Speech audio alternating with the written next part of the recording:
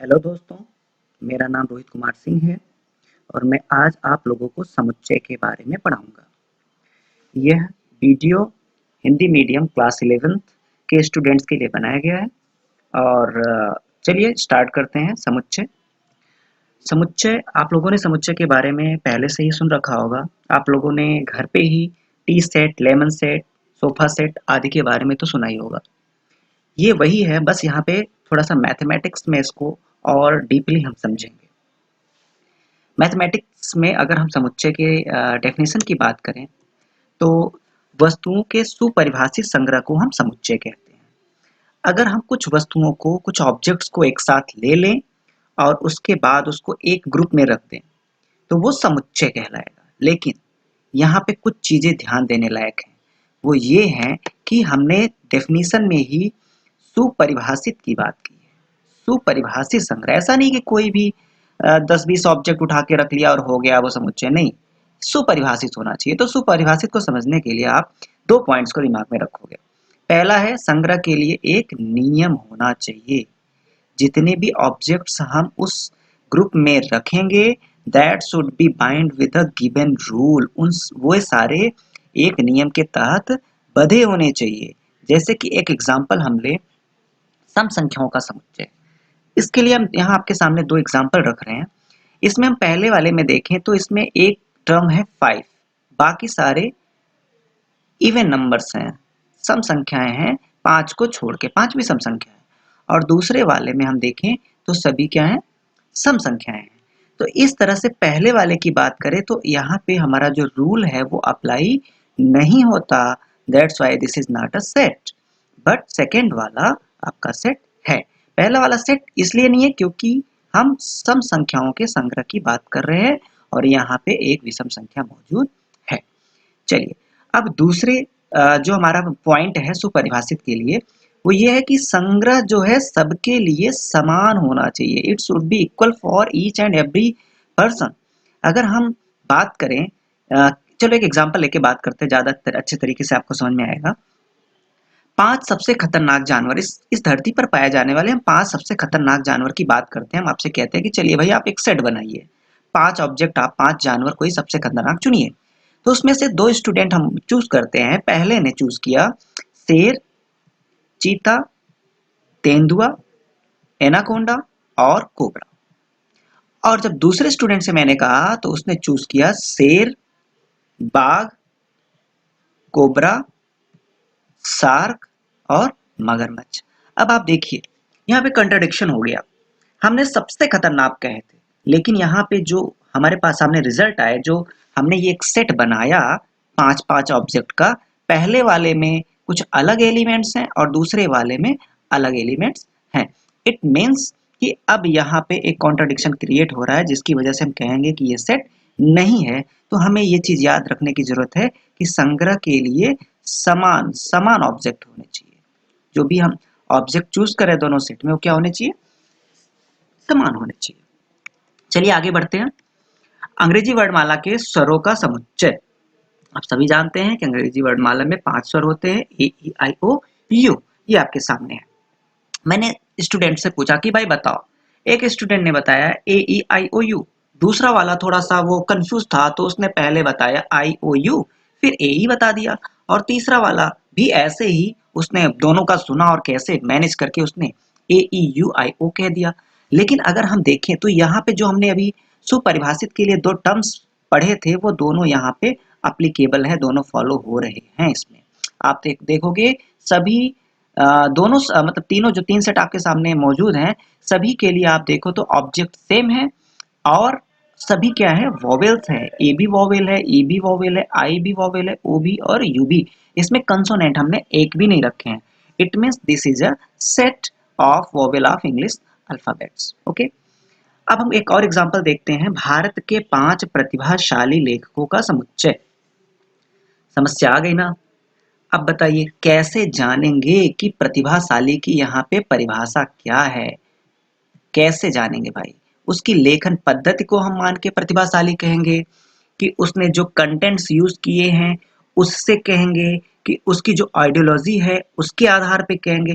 यहाँ पे भी जब भी हम ऐसे 5 सबसे प्रतिभाशाली भारत के लेखकों की बात करेंगे तो अलग अलग लोग अलग अलग लेखक का नाम उसमें रखेंगे। इट मीन्स यहाँ पे भी वो दूसरा जो सुपरिभाषित का रूल था वो फॉलो नहीं हो रहा है कि यह जो है सारे सेट के लिए कंटेंट जो एलिमेंट्स हैं वो सेम होने चाहिए, यहाँ पे नहीं हुआ, इसलिए ये सेट इसका हम नहीं बना सकते।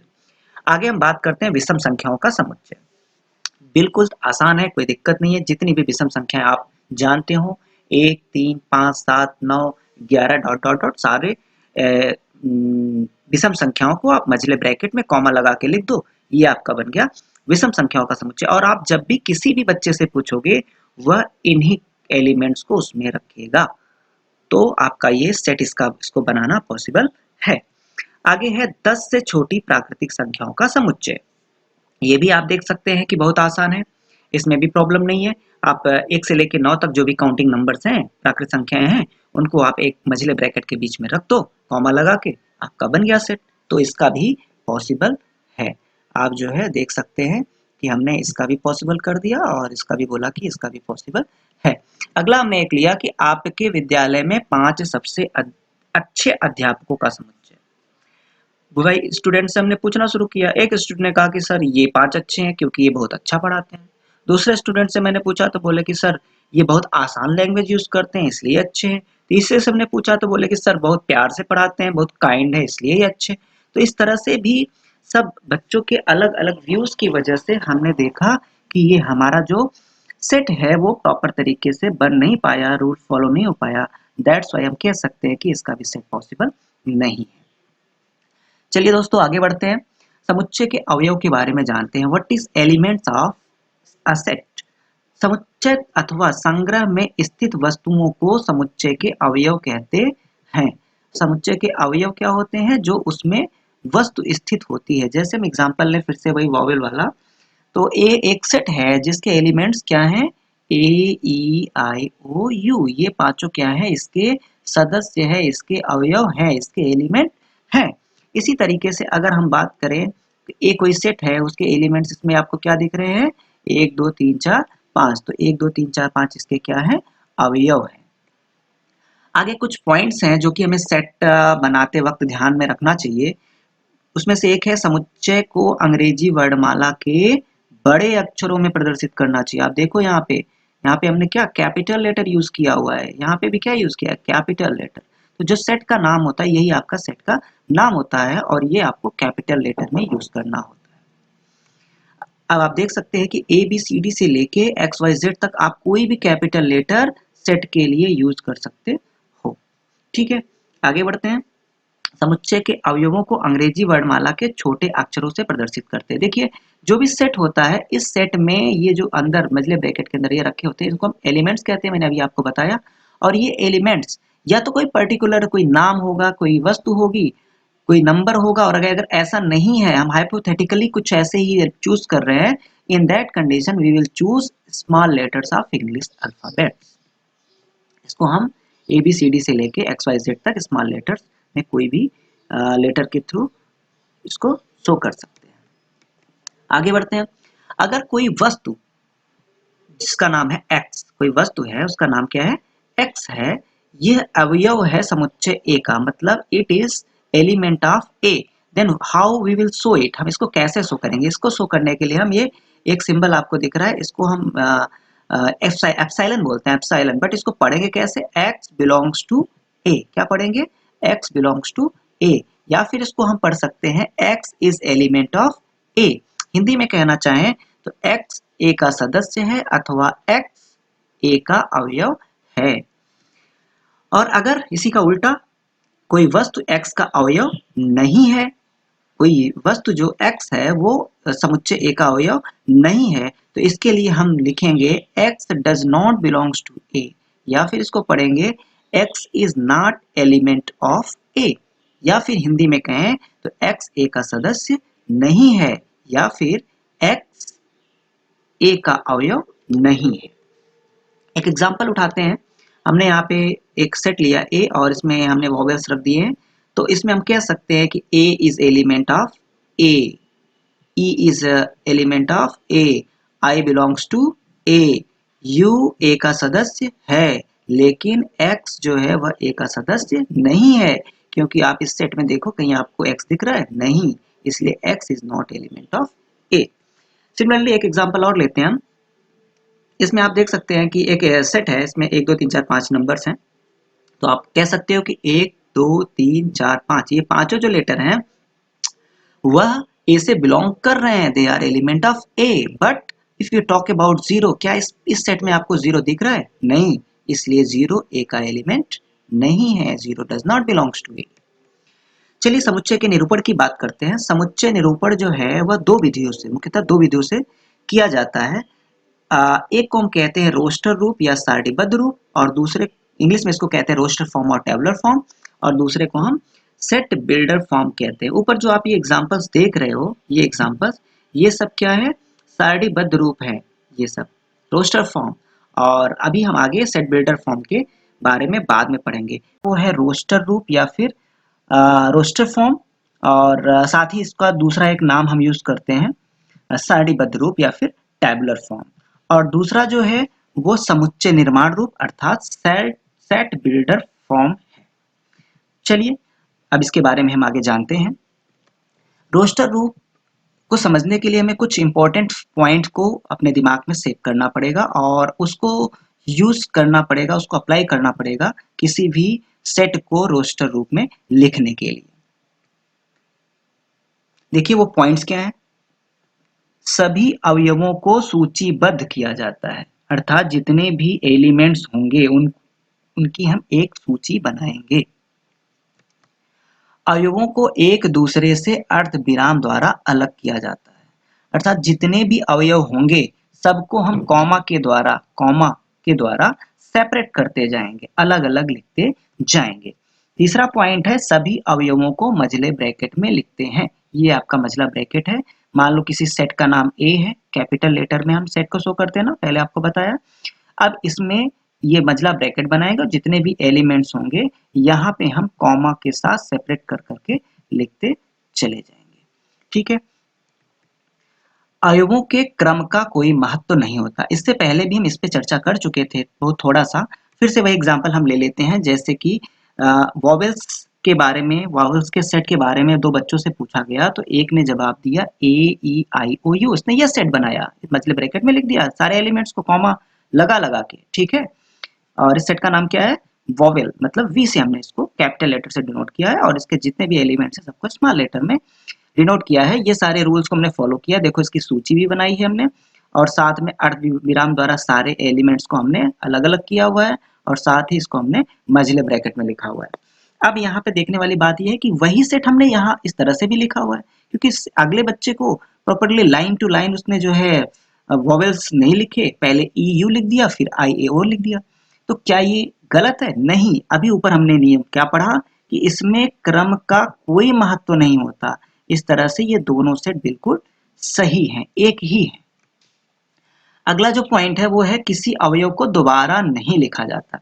इसके लिए हम एक एग्जांपल लेते हैं, एक हम शब्द लेते हैं एप्लीकेशन।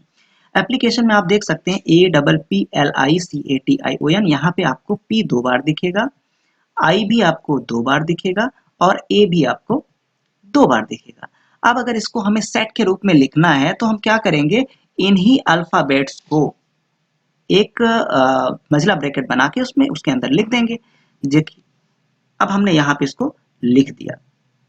ठीक है, इन सबको यहाँ पे लिख दिया। यहाँ पे थोड़ा सा कंफ्यूज मत होना कि यहाँ कैपिटल लिखा है यहाँ स्मॉल लिखा है। आप यहाँ पे एक्चुअल में यहाँ पे भी स्मॉल लिखना चाहिए था या फिर यहाँ पे भी कैपिटल लिखना चाहिए था, उससे परेशान होने की जरूरत नहीं है। यहाँ फोकस करने वाली बात यह है कि अब देखो यहाँ पे हमने क्या किया है, 2 बार पी लिखा हुआ है, ए भी आप देख सकते हैं 1 और 2 बार लिखा हुआ है, और आई भी आप देख सकते हैं 1 और 2 बार लिखा हुआ है। जबकि हमें नियम क्या कहता है कि दोबारा नहीं होना चाहिए, दोबारा कोई भी एलिमेंट नहीं होना चाहिए। इसकी वजह से ये आपका रॉन्ग है। आपको सही तरीका ये है जिसमें कि सारे लेटर्स कंसीडर्ड हैं और साथ में एक ही बार है, किसी को भी रिपीट नहीं किया गया है, किसी को दोबारा नहीं लिखा गया है। अब हम समुच्चय निर्माण रूप की तरफ चलते हैं। इसके लिए हम पहले ये जान लें कि समुच्चय निर्माण रूप क्यों एग्जिस्टेंस में आया, इसकी जरूरत क्या पड़ी। देखिए जब हम रोस्टर रूप में कोई टर्म्स को लिखते हैं तो उसमें सारे एलिमेंट्स, जितने भी एलिमेंट्स होते हैं सभी अवयवों को लिखा जाता है। और जब बहुत ज़्यादा एलिमेंट्स होते हैं तो उसको लिखने में थोड़ी समस्या होने लगती है, ठीक है? तो इसलिए फिर हम क्या करते हैं, समुच्चय निर्माण रूप जो है ज़्यादा बेटर होता है, ठीक है? चलिए एक एग्जाम्पल देखते हैं। पहला एग्जाम्पल है 5 से छोटी प्राकृत संख्याओं का समुच्चय। अगर इसको हम रोस्टर फॉर्म में लिखें तो बहुत आसान है। हमने क्या किया भाई, लिखा बी एक सेट है और इसके एलिमेंट्स क्या होंगे, 5 से छोटे प्राकृत संख्या है। तो प्राकृत संख्या 1 2 3 4 5 6 7 8 होती है, लेकिन 5 से छोटी तो 4 तक की संख्या हमने यहाँ पे ले ली। ये आपका क्या है, रोस्टर फॉर्म है, राइट? चलिए अब इसी को हम समुच्चय निर्माण के रूप में यहाँ लिखें, ठीक है?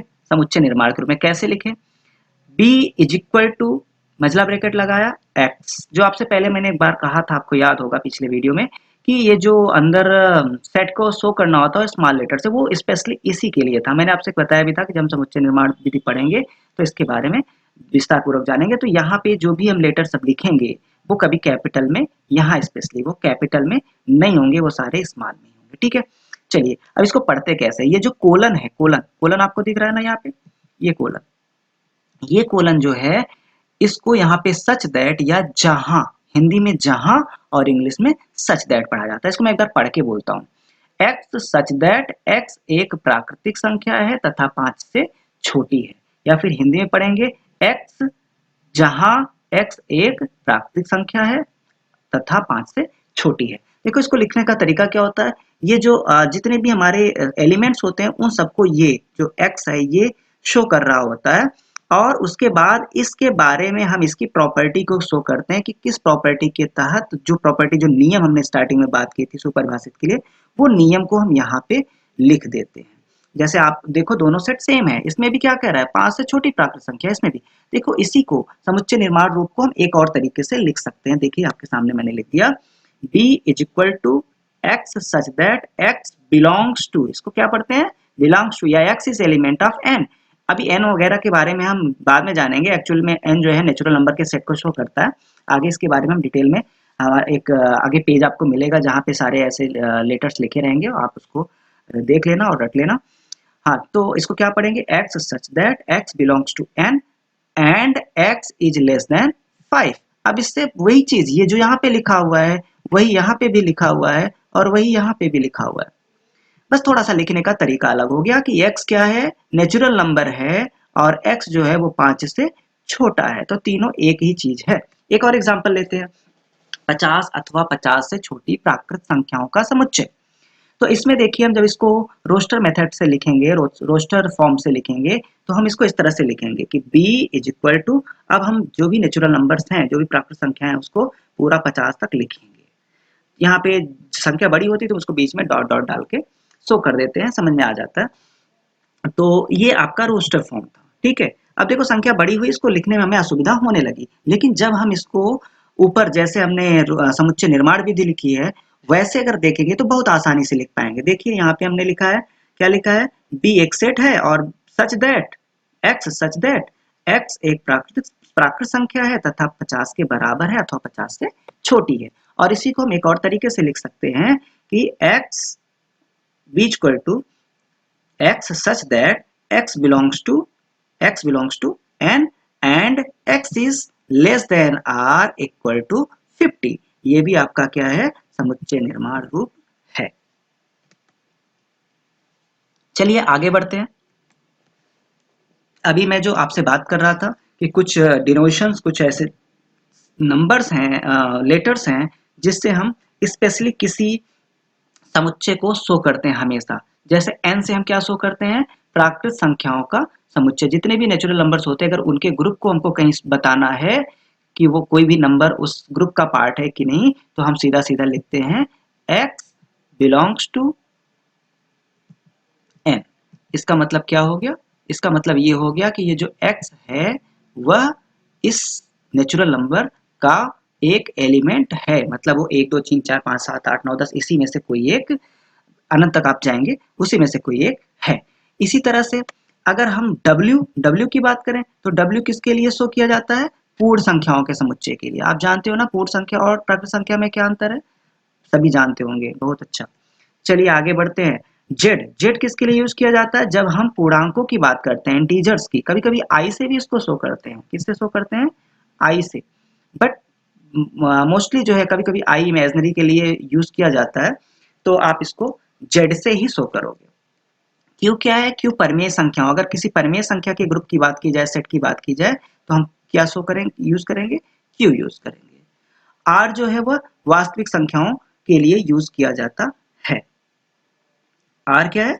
वास्तविक संख्याओं के समुच्चय के रूप में एक ऐसा सेट जो कि वास्तविक संख्याओं, जितनी भी वास्तविक संख्याएं इस यूनिवर्स पे हैं, सब उसमें कंसीडर होती है।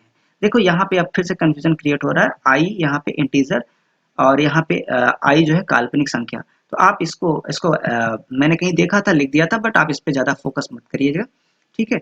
आप जो है z को रखिए, और इमेजिनरी नंबर कहीं यूज होना होगा, जैसे ज्यादातर तो हम कॉम्प्लेक्स नंबर के लिए c यूज कर लेते हैं। कॉम्प्लेक्स नंबर में आपके रियल और इमेजिनरी दोनों आ जाते हैं, ठीक है।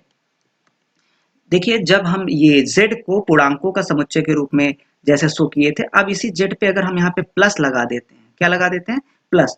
जैसे यहाँ पे लिखा हुआ है, तो ये क्या बन जाता है? धन पूर्णांकों का समुच्चय। और अगर हम यहाँ पे माइनस लगा देते हैं, तो ये क्या बन जाता है? ऋण पूर्णांकों का समुच्चय। इसी तरह से क्यू पे अगर हम प्लस लगा देंगे, क्यू पे क्या करेंगे? प्लस लगा देंगे, तो ये धन परमेय संख्याओं का समुच्चय बन जाएगा। और अगर हम क्यू पे माइनस लगा देंगे, तो ये ऋण परमेय संख्याओं का समुच्चय बन जाएगा। इसी तरह से अगर आर पे प्लस लगा देंगे, तो धनात्मक वास्तविक संख्याओं का समुच्चय बन जाएगा, और अगर माइनस लगा देंगे तो ऋणात्मक वास्तविक संख्याओं का समुच्चय बन जाएगा। तो ये क्या था? विशेष रूप से प्रयोग किए जाने वाले कुछ समुच्चय थे, जो कि आप फ्यूचर में यूज करोगे। आ गया एक क्वेश्चन। अब क्वेश्चन की बात करते हैं। यहाँ पे देखिए एक सेट है जिसमें एलिमेंट 1 2 3 4 5 6 है, और उसके बाद देखो नीचे आपके कुछ ये रिक्त स्थान दिए हुए हैं। यहाँ पे आपको ये सिंबल दोनों में से आपको यूज करना है। आपको पता ना किस लिए यूज करते हैं? ये तब यूज करते हैं जब एलिमेंट हो, इसको पढ़ते बिलोंग्स टू और इज एलिमेंट ऑफ, और इसको डज नॉट बिलोंग्स टू और does not be element of. चलिए अब देखिए यहाँ पे 5 क्या है? 5 जो है वह इसमें है कि नहीं है, इसलिए यहाँ पे क्या यूज करेंगे? ये वाला सिंबल एप्सिलॉन यूज कर देंगे, ठीक है। यहाँ पे 8 नहीं है, तो यहाँ पे क्या यूज करेंगे? डज नॉट यूज करेंगे, ठीक है। यहाँ पे आपको अगर प्रॉपर्ली दिख नहीं रहा होगा तो अभी हम नीचे फिर से इसका सोल्यूशन लिख लिख के आएगा। इसमें क्या यूज करेंगे? इसमें भी वही डज नॉट यूज कर देंगे, ठीक है। आगे 4 है, तो आ, ये आपका एप्सिलॉन यूज कर देंगे। और इसमें 2 इसमें एलिमेंट है, तो 2 में भी एप्सिलॉन यूज हो जाएगा। और 10 चूंकि इसमें नहीं है, तो इसमें क्या यूज हो जाएगा? क्या यूज हो जाएगा? Does not. ये x 10 is 10 does not element of A. देखिए यहाँ आपके सामने मैंने सिंबल लगा के इसको सॉल्व करके लिख दिया है, ठीक है। चलिए आगे बढ़ते हैं। निम्नलिखित समुच्चयों को रोस्टर रूप में लिखिए। मतलब आपको सेट बिल्डअप मेथड में आपको यहाँ पे फॉर्म में आपको समुच्चय दिए हुए हैं, और आप इसको क्या करोगे? रोस्टर फॉर्म में यूज करोगे। चलिए देखिए देखते हैं इसके बारे में, समझते पहले क्या है ये। एक्स एक सेट है, और इसको कैसे पढ़ेंगे?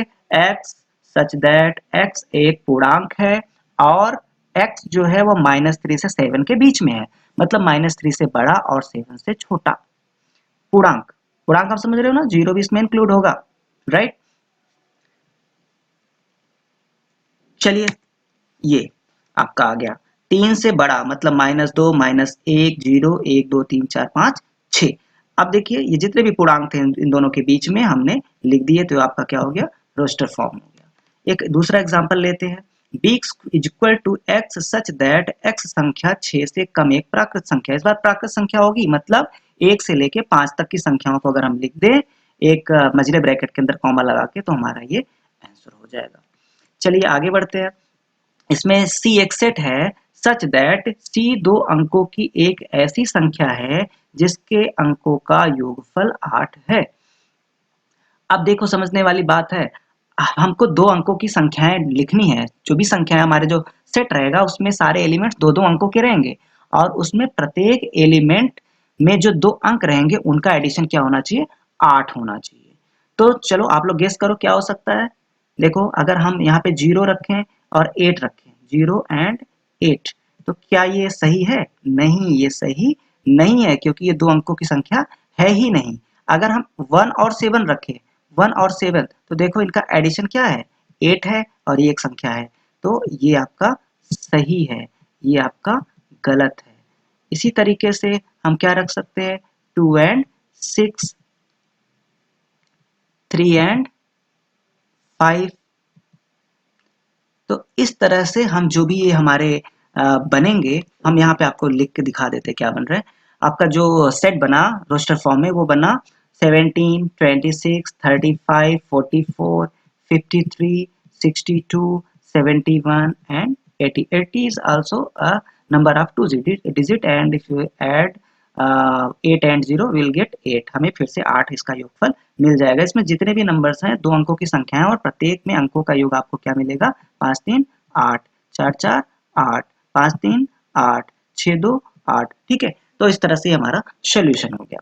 अगला हम एग्जांपल उठाते हैं, d equal to x such that x एक अभाज्य संख्या है जो 60 की भाजक है। अब हमको देखिए क्या प्रॉपर्टी यहाँ पे शो हो रही है कि x क्या होना चाहिए, अभाज्य होना चाहिए। अभाज्य संख्या आप जानते हो ना, जो स्वयं से और एक से कटे और इसके अलावा किसी और से न कटे और साथ में वह किसको विभाजित कर पाए, वह 60 को पूर्णतया विभाजित कर पाए। तो ऐसी संख्या हम क्या ले सकते हैं, देखिए हम जानते हैं कि ए जो है अब एक अभाज्य संख्या नहीं है, तो एक को नहीं लेना है। अब क्या हो सकता है, दो, दो क्या है, एक अभाज्य संख्या है और दो 60 को काट भी रहा है। तीन भी एक अभाज्य संख्या और 60 को काट भी रहा है।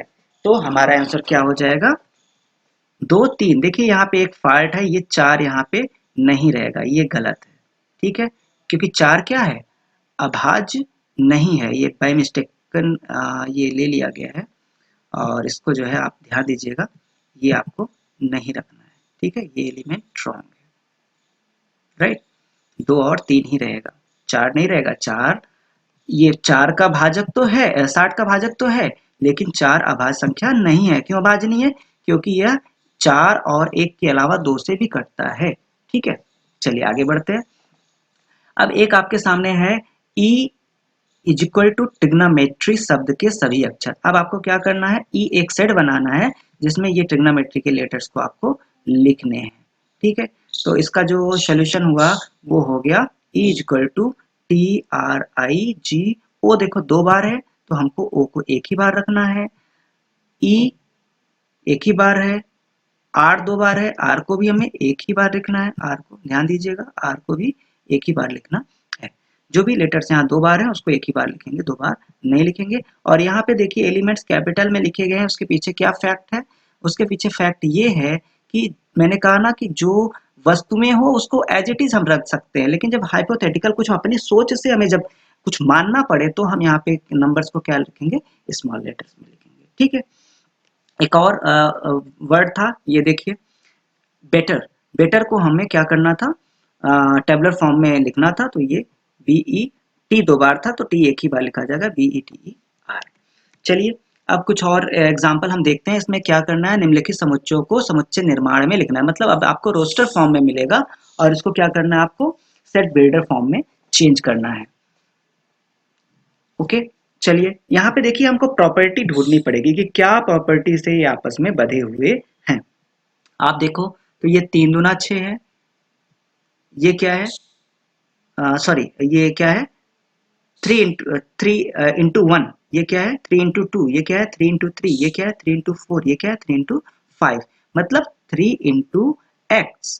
क्या मिला आपको, 3 इंटू x। इसकी एक प्रॉपर्टी बन गई कि x को अगर हम क्या कहें कि x अगर हमारा क्या हो जाए, x क्या हो जाए, if it belongs to n। x किससे बिलोंग कर जाए, n, मतलब नेचुरल नंबर से। और साथ में ये जो x हो वह देखो आप यहाँ पे मैक्सिमम कहाँ तक गए, 5 तक गए, 3 5 15।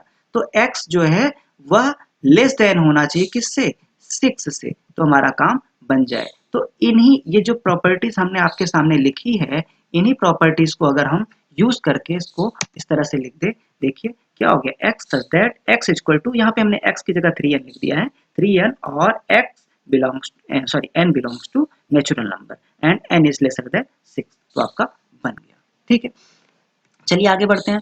अब देखिए एक और है आपका, इसमें प्रॉपर्टी ढूंढते क्या है, 2 4 8 16 32 64। आप देखो तो ये क्या है, 2 रेज़ टू 1 है।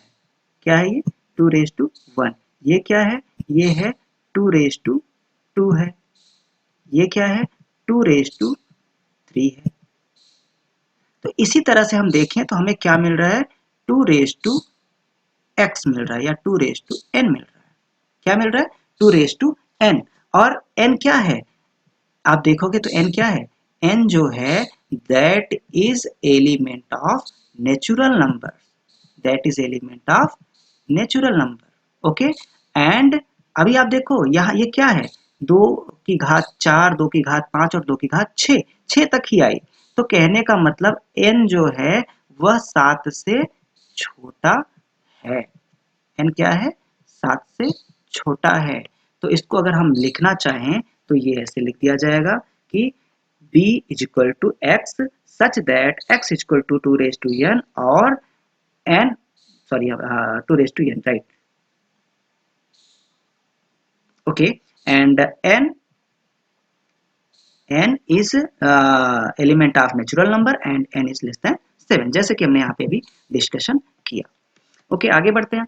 एक और आपके सामने हमने रखा हुआ है c इज इक्वल टू, एक टेबुलर फॉर्म में लिखा हुआ है 1, 4, 9, 16, 25 एंड सो ऑन, मतलब ये अनंत तक गया हुआ है। ठीक है, अभी आप देखो इसमें कुछ आपको प्रॉपर्टी दिख रही है, ये क्या है, 1 का वर्ग है, ये क्या है, 2 का वर्ग है, ये क्या है, 3 का वर्ग है, ये क्या है, 4 का वर्ग है, ये क्या है, 5 का वर्ग है।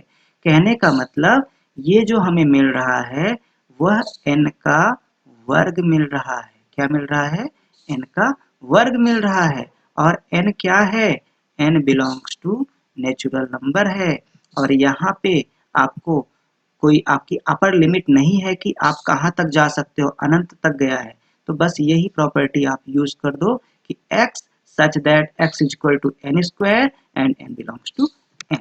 ये आप दोस्तों इस वीडियो में हम समुच्चय के प्रकार के बारे में जानेंगे कि समुच्चय के कौन कौन से प्रकार हैं। पहला जो प्रकार है वो है रिक्त समुच्चय या फिर एम्प्टी सेट, इसे हम नल सेट भी कहते हैं। ऐसा समुच्चय जिसमें कोई अवयव नहीं होता, ऐसा समुच्चय जिसमें एक भी अवयव नहीं होता, मतलब उसमें उस सेट में एक भी एलिमेंट ना हो, उसे हम क्या कहते हैं, रिक्त समुच्चय कहते हैं। और इसे हम फाई, ये आप देख रहे हैं ये फाई है, हम इसे फाई से प्रदर्शित करते हैं या फिर मझले ब्रैकेट के अंदर कोई भी अवयव न रख के प्रदर्शित करते हैं। चलिए एग्जांपल देख लेते हैं। एक एग्जांपल है a is equal to x, जहां x जो है वह नेचुरल नंबर है, x बिलोंग्स टू n, और x जो है वो 3 से छोटा तथा 5 से बड़ा है। अब दोस्तों आप सोचिए कि क्या कोई ऐसा नेचुरल नंबर जो आप काउंटिंग नंबर, आप जिससे गिनती कहते हो 1 2 3 4 5, क्या आपको कोई ऐसी संख्या मिलती है जो 3 से छोटा हो और साथ में 5 से बड़ा हो? नहीं, ऐसी कोई संख्या है ही नहीं। तो आपका ये क्या हो गया, फाई सेट हो गया। क्या हो गया, ये नल सेट अर्थात रिक्त समुच्चय हो गया। क्यों? क्योंकि इसमें जो अवयवों की संख्या है वह 0 है, इसमें अंदर कुछ भी नहीं, खाली है। ठीक है, इसलिए क्या है, रिक्त समुच्चय है। इसी तरह से एक और एग्जांपल लेते हैं। एक सेट है बी, कैसा, कौन सा सेट है, बी। और इस सेट के बारे में क्या कहा गया है कि x जहां x 2 से अधिक एक सम अभाज्य संख्या है। चलिए अभी हम पहले अभाज्य संख्या की बात करें तो आप जानते हैं कि 2, 3, 5, 7, 11, 13, 17, 19, मैं सभी लिख नहीं रहा हूं, बस ऐसे ही 2-4 आपके सामने रख दे रहा हूं ताकि आप समझ पाएं। ये सारी क्या है, अभाज्य संख्याएं हैं। लेकिन अगर इसमें हम कहें कि अभाज्य सम संख्या, तो अभाज्य सम संख्या आपको सिर्फ एक दिखेगी। अभाज्य सम संख्या आपको सिर्फ एक दिखेगी, वो कौन सी है, 2। 2 के अलावा जितनी भी आप संख्याएं देखेंगे वो सारी संख्याएं अभाज्य तो हैं लेकिन वो सम नहीं है। इसलिए हम कह सकते हैं कि इसमें एलिमेंट्स की संख्या क्या है, 0 है। तो ये क्या हो गया, फाई सेट हो गया या फिर नल सेट हो गया या एम्प्टी सेट हो गया। ओके, चलिए आगे बढ़ते हैं, एक और एग्जांपल लेते हैं। देखिए इस एग्जांपल में आपको क्या दिख रहा है, सी एक सेट है जिसमें अवयव कितने हैं, जीरो? नहीं, बिल्कुल नहीं, इसमें एक अवयव है, क्योंकि जो भी अवयव होते हैं वो मझले ब्रैकेट के अंदर लिखते हैं। इसमें आपको कितने अवयव दिख रहे हैं? एक अवयव दिख रहा है, वो अवयव क्या है? जीरो। इसलिए यह जो है वह एम्प्टी सेट नहीं है। यह इसको हम एकल समुच्चय कहेंगे। ऐसे समुच्चय जिसमें अवयवों की संख्या एक हो उसको हम एकल समुच्चय कहते हैं। तो यह आपका, बहुत सारे लोग इसमें कंफ्यूज हो जाते हैं कि देखिए इसमें अवयवों की संख्या जीरो है। नहीं, जीरो इटसेल्फ एलिमेंट, यहाँ पे जीरो खुद भी एक अवयव है, इसलिए ये नल समुच्चय या फिर नल सेट नहीं है, रिक्त समुच्चय ये नहीं है। अगला एग्जांपल लेते हैं, d इक्वल टू 5। अभी देखो मैंने आपसे बताया था कि इसको 5 से डिनोट करते हैं, बट यहाँ पे क्या है? यहाँ पे इस सेट के अंदर 5 एक एलिमेंट के रूप में है, इसलिए ये भी नल सेट नहीं है, ये भी रिक्त समुच्चय एम्प्टी सेट नहीं है। अगला एग्जांपल लें तो यहाँ पे देखिए, यहाँ पे हमने बात क्या की थी कि इसको हम किससे डिनोट करते हैं? मझले ब्रैकेट से। बट मझले ब्रैकेट के अंदर कोई भी एलिमेंट नहीं होना चाहिए। और अगर हम इस एलिमेंट की बात, इस सेट की बात करें जिसका नाम ई है, तो इस सेट में आपका एक एलिमेंट अंदर है और वह एलिमेंट क्या है? मझला ब्रैकेट, इसलिए ये भी रिक्त समुच्चय नहीं है। हम एक बार इस स्लाइड पे जो भी हम लोगों ने बाद में लिखा है इसको क्लियर कर देते हैं, जिससे अगर कोई इसका नोट्स लेना चाहे तो वो इसका स्क्रीनशॉट लेके रख सके। आपने स्क्रीनशॉट ले लिया होगा। चलिए आगे चलते हैं अगले स्लाइड में। जो अगला हमारा टॉपिक है, अगला टॉपिक हमारा वो है परिमित परिमित समुच्चय तथा अपरिमित समुच्चय। इंग्लिश में इसको finite set and infinite set कहते हैं। परिमित समुच्चय को फाइनाइट सेट और अपरिमित को इनफाइनाइट सेट कहते हैं। तो चलिए आइए इसके बारे में हम जानते हैं। देखिए परिमित समुच्चय क्या है? What is finite set? ऐसा समुच्चय जो या तो रिक्त हो, मतलब उसके अंदर एक भी एलिमेंट ना हो, ठीक है, एम्प्टी सेट जिसे हम कहते हैं, या फिर अवयवों की संख्या निश्चित हो, कंफर्म हो कि इसमें कितने एलिमेंट हो, दैट शुड बी काउंटेबल, हम उसकी गणना कर सके, उसको हम गिन सके कि इसमें कितने एलिमेंट है, भले वो लाखों करोड़ों अरबों हो चलेगा, लेकिन उसको गिना जा सके। ऐसे समुच्चय को हम परिमित समुच्चय कहते हैं। एक बार फिर से समझ लीजिए, परिमित समुच्चय क्या है? ऐसा समुच्चय जिसमें अवयवों की संख्या निश्चित हो, उसको हम परिमित समुच्चय कहते हैं। और वहीं अपरिमित समुच्चय मतलब इनफाइनाइट सेट की बात करें तो इसमें अवयवों की संख्या क्या होगी?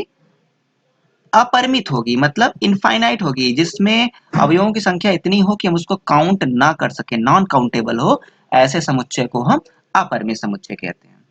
समुच्चयों में कुल अवयवों की संख्या को हम एन ऑफ एस पढ़ते हैं, इसको इससे डिनोट करते हैं, से प्रदर्शित करते हैं। और इसको हम क्या कह सकते हैं? इसको अगर हम पढ़ना चाहें तो इसको हम क्या पढ़ सकते हैं कि number of element in S. एक चीज और जान लो, अगर आपको कोई सेट ए है, अगर आपके पास कोई सेट ए है और इसमें नंबर ऑफ एलिमेंट को शो करना है, तो इसको हम नंबर ऑफ एलिमेंट इन ए लिख देंगे।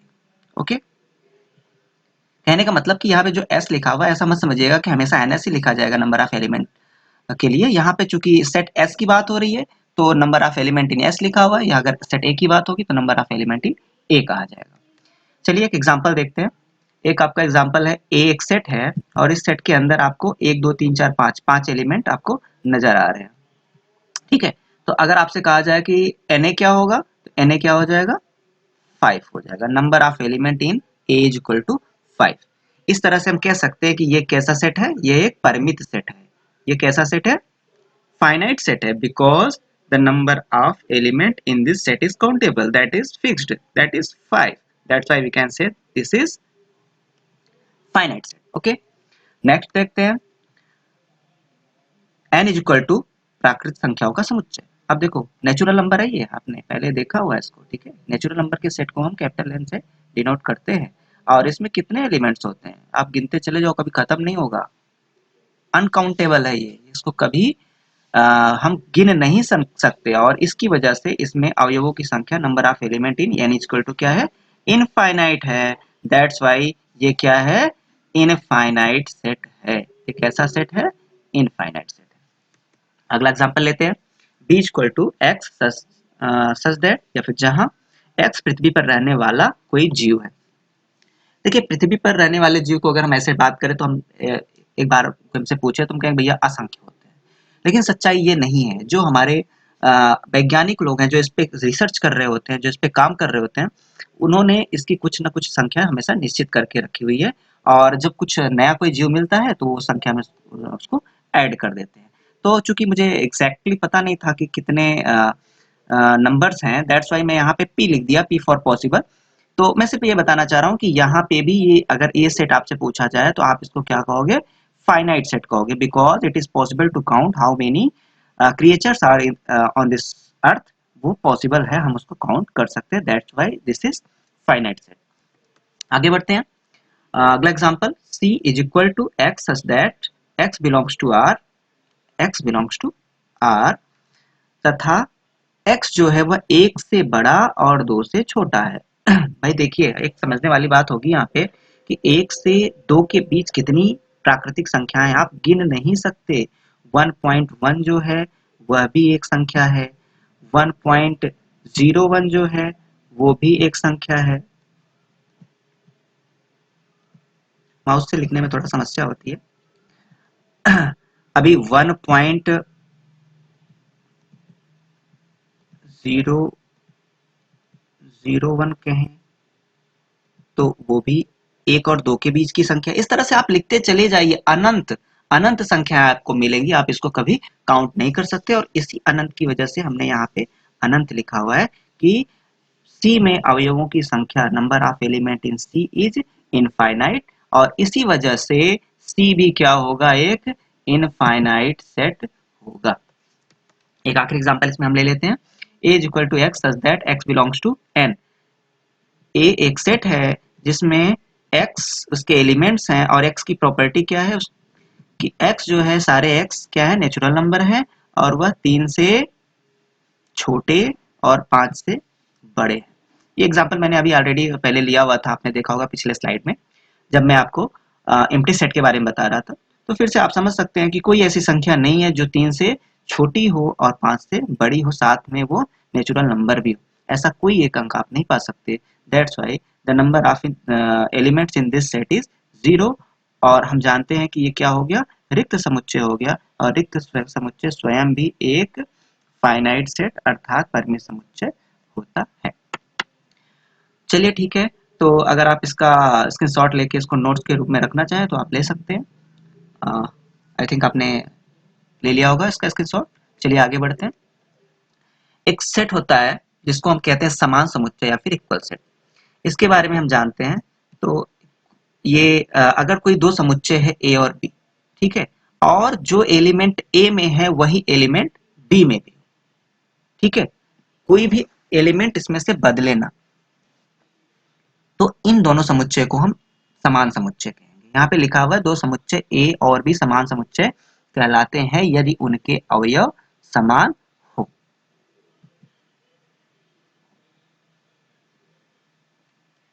ठीक है, तो इसको हम a इक्वल टू बी से डिनोट करते हैं, इसको हम a इक्वल टू बी से प्रदर्शित करते हैं। इसको क्या बोलते हैं, a और b समान समुच्चय है।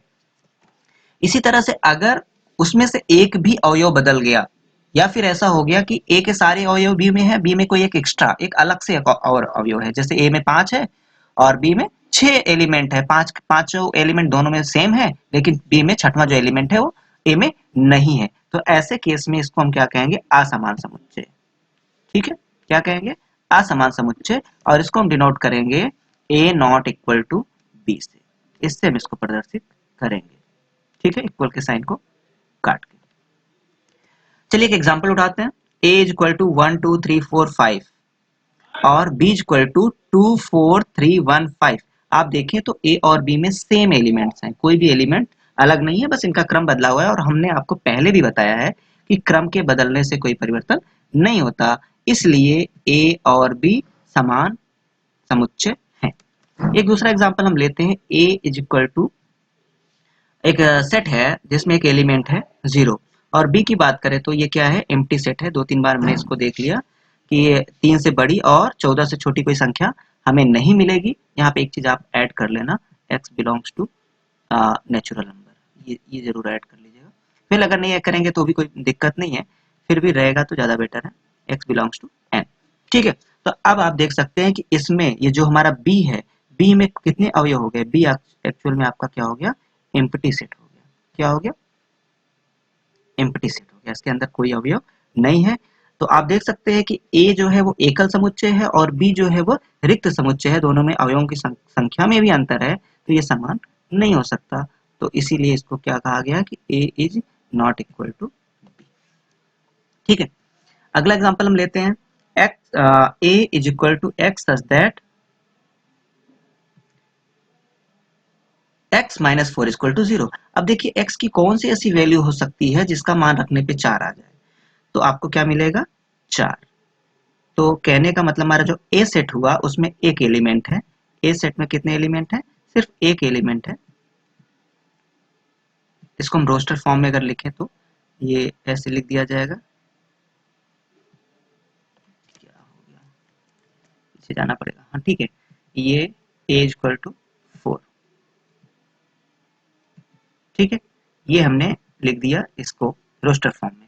और अगर हम बी को रोस्टर फॉर्म में लिखें तो भाई देखो आप क्या आपको मिलेगा, यहाँ पे एक द्विघात समीकरण है और इसको अगर हम सॉल्व करें तो हमें x इक्वल टू क्या मिल जाएगा, +4, पहले -4 लिख देते हैं, -4 कॉमा +4।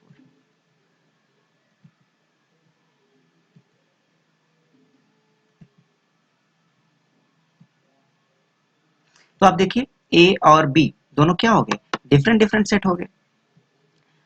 एक एक कुछ अवयव, एक अवयव तो b में है, यहाँ पे 4 है, यहाँ पे भी 4 है। ठीक है, प्लस ना लिखते तो भी चलता, सिर्फ 4 लिख देते।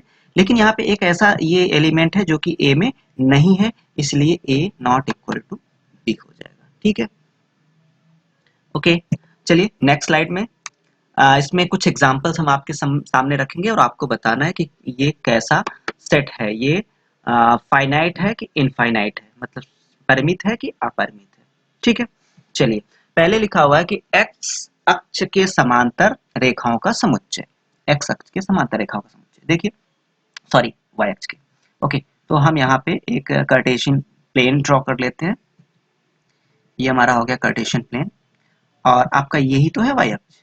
ठीक है, अब कह रहा है इसके समांतर आपको रेखाएं खींचनी है, कितनी खींच सकते हो आप, कितनी, आप बताइए, 1000 खींच सकते हो, नहीं, और भी ज्यादा, इनफाइनाइट खींच सकते हो। हम गिन नहीं सकते कि इसके समांतर कितनी रेखाएं खींची जा सकती हैं। तो चूंकि इसमें कितने एलिमेंट्स आएंगे, अनंत एलिमेंट आएंगे, और इसलिए ये क्या है, इनफाइनाइट सेट है। क्या है, इनफाइनाइट सेट,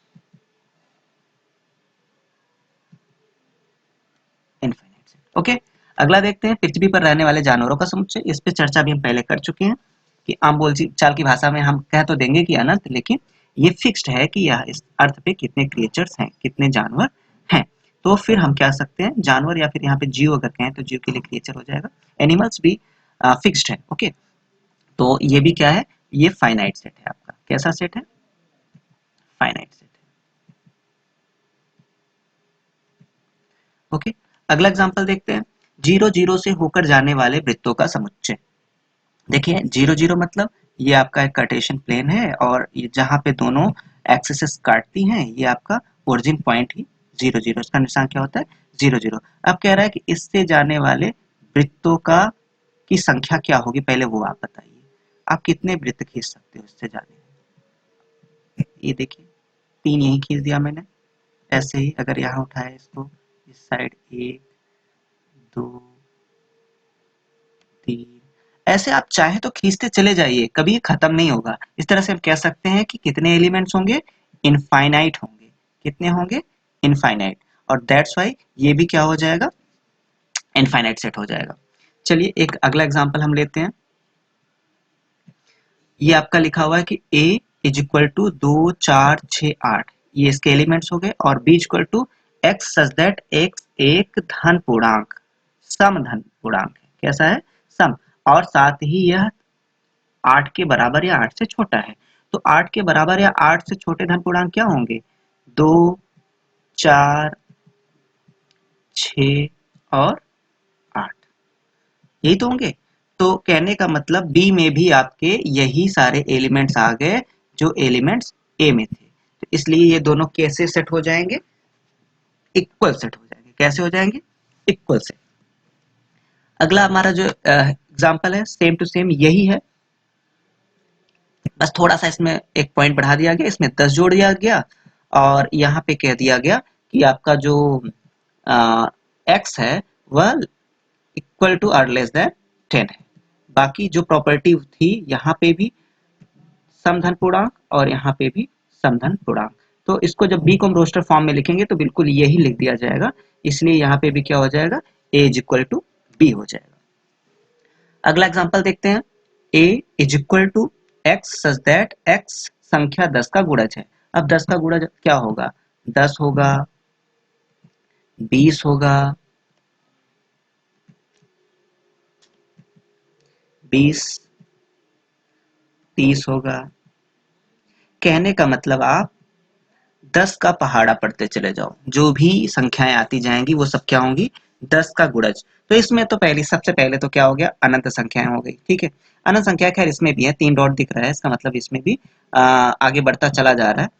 लेकिन यहाँ पे आपको 10, 20, 30, 40, 50, 60 ये पॉइंट्स मिल रहे हैं, और यहाँ पे आपको क्या मिल रहा है, 10, 15, 20, 25। कहने का मतलब ये जो एलिमेंट है वह ए में नहीं है, ये भी एलिमेंट ए में नहीं है। इस तरह से काफी और एलिमेंट्स आगे आएंगे, जैसे 35, 45, 55, ये सारे एलिमेंट ए में नहीं होंगे, इसलिए A is not equal to B. क्या मिल जाएगा हमको, A is not equal to B. इसका मतलब क्या हो जाएगा कि ए और बी असमान समुच्चय हैं, ये समान समुच्चय नहीं है। एक आखिरी एग्जांपल यहाँ पे आप देख सकते हैं, जिसमें लिखा हुआ है कि ए इज इक्वल टू 2, 3। ए में दो एलिमेंट्स हैं 2 और 3, और बी में आप देखेंगे तो एक्स सच दैट एक्स क्या है, एक समीकरण का हल है। वो समीकरण क्या है, x square plus 5x plus 6। आप इसका जब इसका सॉल्यूशन करेंगे तो आपको x इक्वल टू क्या मिल जाएगा, -2 एंड -3, -2 एंड -3। तो आप देखिए इसका अगर हम रोस्टर फॉर्म में लिख ले तो ये कैसे आ जाएगा, -2 एंड -3, जबकि यहाँ पे क्या है 2 एंड 3, तो a is not equal to. आप आइए जानते हैं कि सबसेट होता क्या है। यदि किसी समुच्चय A का प्रत्येक अवयव समुच्चय B का भी एक अवयव है तो A B का उपसमुच्चय कहलाता है। इसे A is subset of B से प्रदर्शित करते हैं। ये आपके सामने लिखा हुआ है, A is subset of B। तो देखिए इसमें समझने वाली बात क्या है, इसमें जो इम्पोर्टेंट पॉइंट है वो समझने वाली बात ये है कि A जो है इसका प्रत्येक अवयव, इसका प्रत्येक अवयव, each and every element should be present in set B। एक के जितने भी अवयव हैं वो B में मौजूद होने चाहिए। इसको हम A is subset of B से डिनोट करते हैं, जैसे कि आपको बताया गया। अगर इसको हम प्रतीकात्मक रूप में समझे, इस परिभाषा को प्रतीक के रूप में, तो ये सामने आपके लिखा हुआ है कि A is subset of B तभी होगा यदि X बिलोंग्स टू A। इस साइन का अर्थ क्या है, तात्पर्य है। इंग्लिश में इसको एम्प्लीफिकेशन साइन कहते हैं, और इसको इंग्लिश में पढ़ सकते हैं, x is element of A implies that x is element of b। कहने का मतलब ये हुआ कि x अगर a का एलिमेंट है तो x b का भी एलिमेंट होगा, तभी a b का सबसेट है। चलिए आगे बढ़ते हैं।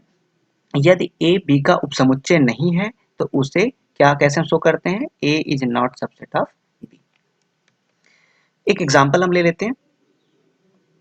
एग्जाम्पल में देखते हैं, एक सेट है A जिसमें इसको रोस्टर फॉर्म में लिखा हुआ है 4 एंड 5 इसके एलिमेंट्स हैं, और यही दूसरा सेट हमारा B है, B के एलिमेंट 1, 2, 3, 4, 5 हैं।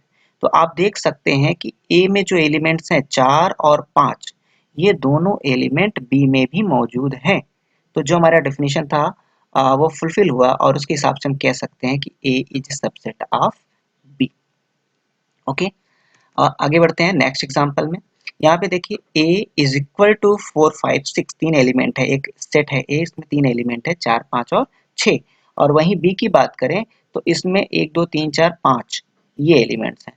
आप ध्यान से देखोगे तो 4 और 5 ये दोनों एलिमेंट्स यहाँ पे मौजूद हैं, राइट। बट ये जो लास्ट एलिमेंट है इसमें 6, ठीक है, तीसरा एलिमेंट ए के अंतर्गत, वो आपके बी में नहीं है। और अगर मैंने आपसे पहले ही बताया कि अगर एक भी एलिमेंट ऐसा हुआ जो कि बी में नहीं है तो A will not be subset of B, A B का उपसमुच्चय नहीं होगा। ओके, एक और एग्जांपल लेते हैं, परिमेय संख्याओं का समुच्चय क्यू। आप जानते हो ना परिमेय संख्याओं के समुच्चय को किससे डिनोट करते हैं, क्यू से। और वास्तविक संख्याओं के समुच्चय को किससे डिनोट करते हैं, आर से, ठीक है। तो अब आप देखिए जितने भी क्यू होंगे, आप जानते हो सारे नंबर्स रियल नंबर होंगे। कौन, अगर हम जानना चाहें कि कौन सा रियल नंबर नहीं है तो आप सिंपली ध्यान देना कि जिसका भी गुणांक -1 नहीं है, रूट ऑफ -1, ठीक है। अगर यह किसी का गुणांक नहीं है तो वो सारे नंबर रियल नंबर होंगे, और जितने भी परिमेय संख्याएं होती हैं वो भी क्या होती हैं, रियल नंबर। परिमेय संख्या अपरिमेय संख्या दोनों रियल नंबर होती हैं। तो हम कह सकते हैं कि Q जो है वह R का सबसेट है। चलिए आगे बढ़ते हैं। यदि A सबसेट B का है तथा B सबसेट A का है तो A तथा B समान होंगे। बात समझिएगा, A के सारे एलिमेंट B में है। अगर A is subset of B, इसका मतलब क्या हुआ, A के सारे एलिमेंट B में है। और साथ ही कह रहा है कि B सबसेट ऑफ A, इसका मतलब B के सारे में एलिमेंट A में है। मतलब जो एलिमेंट A में है वो B में है और जो भी B में है वो A में है। इसका मतलब क्या हो जाएगा कि A और B क्या हो जाएंगे, इक्वल सेट हो जाएंगे। इक्वल सेट में आपने पढ़ा था कि अगर दोनों सेट के सारे एलिमेंट्स आपस में बराबर हो, सेम हो, तो वो क्या होंगे, इक्वल सेट होगा या फिर समान समुच्चय होगा। इसको हम प्रतीक के रूप में इस तरह से शो करते हैं कि if A is subset of B and B subset of A. ये देखो ये साइन, इस साइन को हम इंग्लिश में कहते हैं इफ एंड ओनली इफ, और शॉर्ट में इसको हम आई डबल एफ से लिखते हैं। कैसे लिखते हैं, आई डबल एफ से। शॉर्ट में इसको हम आई डबल एफ से लिखते हैं, ठीक है।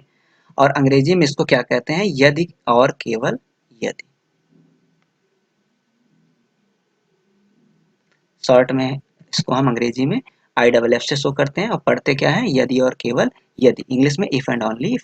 इसका मतलब क्या होता है कि अगर a is equal to B है तो निश्चित रूप से a will be subset of b and b will be subset of a, और अगर a is subset of b तथा b is subset of a है तो निश्चित रूप से a is equal to b होगा। ठीक है दोस्तों, ओके आगे बढ़ते हैं हम लोग। अब मान लीजिए a और b दो समुच्चय हैं और a जो है वो b का सबसेट है तथा a not equal to b। ध्यान दीजिएगा, इस बार आपका a, ये वाला रूल और ये रूल तो अप्लाई हो रहा है बट ये रूल अप्लाई नहीं हो रहा है। तो ऐसे में क्या कहा जाएगा, a जो होगा वह b का उचित उपसमुच्चय कहलाएगा। क्या कहलाएगा, उचित उपसमुच्चय या फिर प्रॉपर सेट। कहने का मतलब अगर प्रॉपर सेट के बारे में आपको कहना हुआ, किसी से बताना हुआ, तो उसकी डेफिनेशन क्या होगा कि ए बी का अवयव तो हो लेकिन बी में कम से कम एक ऐसा एलिमेंट हो जो कि ए में ना हो, तभी तो ए और बी बराबर नहीं होंगे। अदरवाइज बी भी क्या हो जाएगा, ए का सबसेट हो जाएगा और फिर क्या हो जाएगा, ए इक्वल टू बी। बट यहाँ पे मैं क्या दिया हुआ है, ए नॉट इक्वल टू बी। ये कब होगा, जब ए तो बी का उपसमुच्चय होगा लेकिन बी में कम से कम एक एलिमेंट ऐसा होगा जो कि ए में नहीं होगा। ठीक है, और इसी तरह से जब भी ये बात आती है उचित समुच्चय की या प्रॉपर सेट की, तब इस केस में बी जो होता है वो ए का आदि समुच्चय या फिर सुपर सेट कहलाता है। Super set, okay. Super set के लिए हम इस साइन का प्रयोग करते हैं इस तरह से, ठीक है। B is superset of, ऐसे लिखते हैं, ठीक है। चलिए आगे बढ़ते हैं।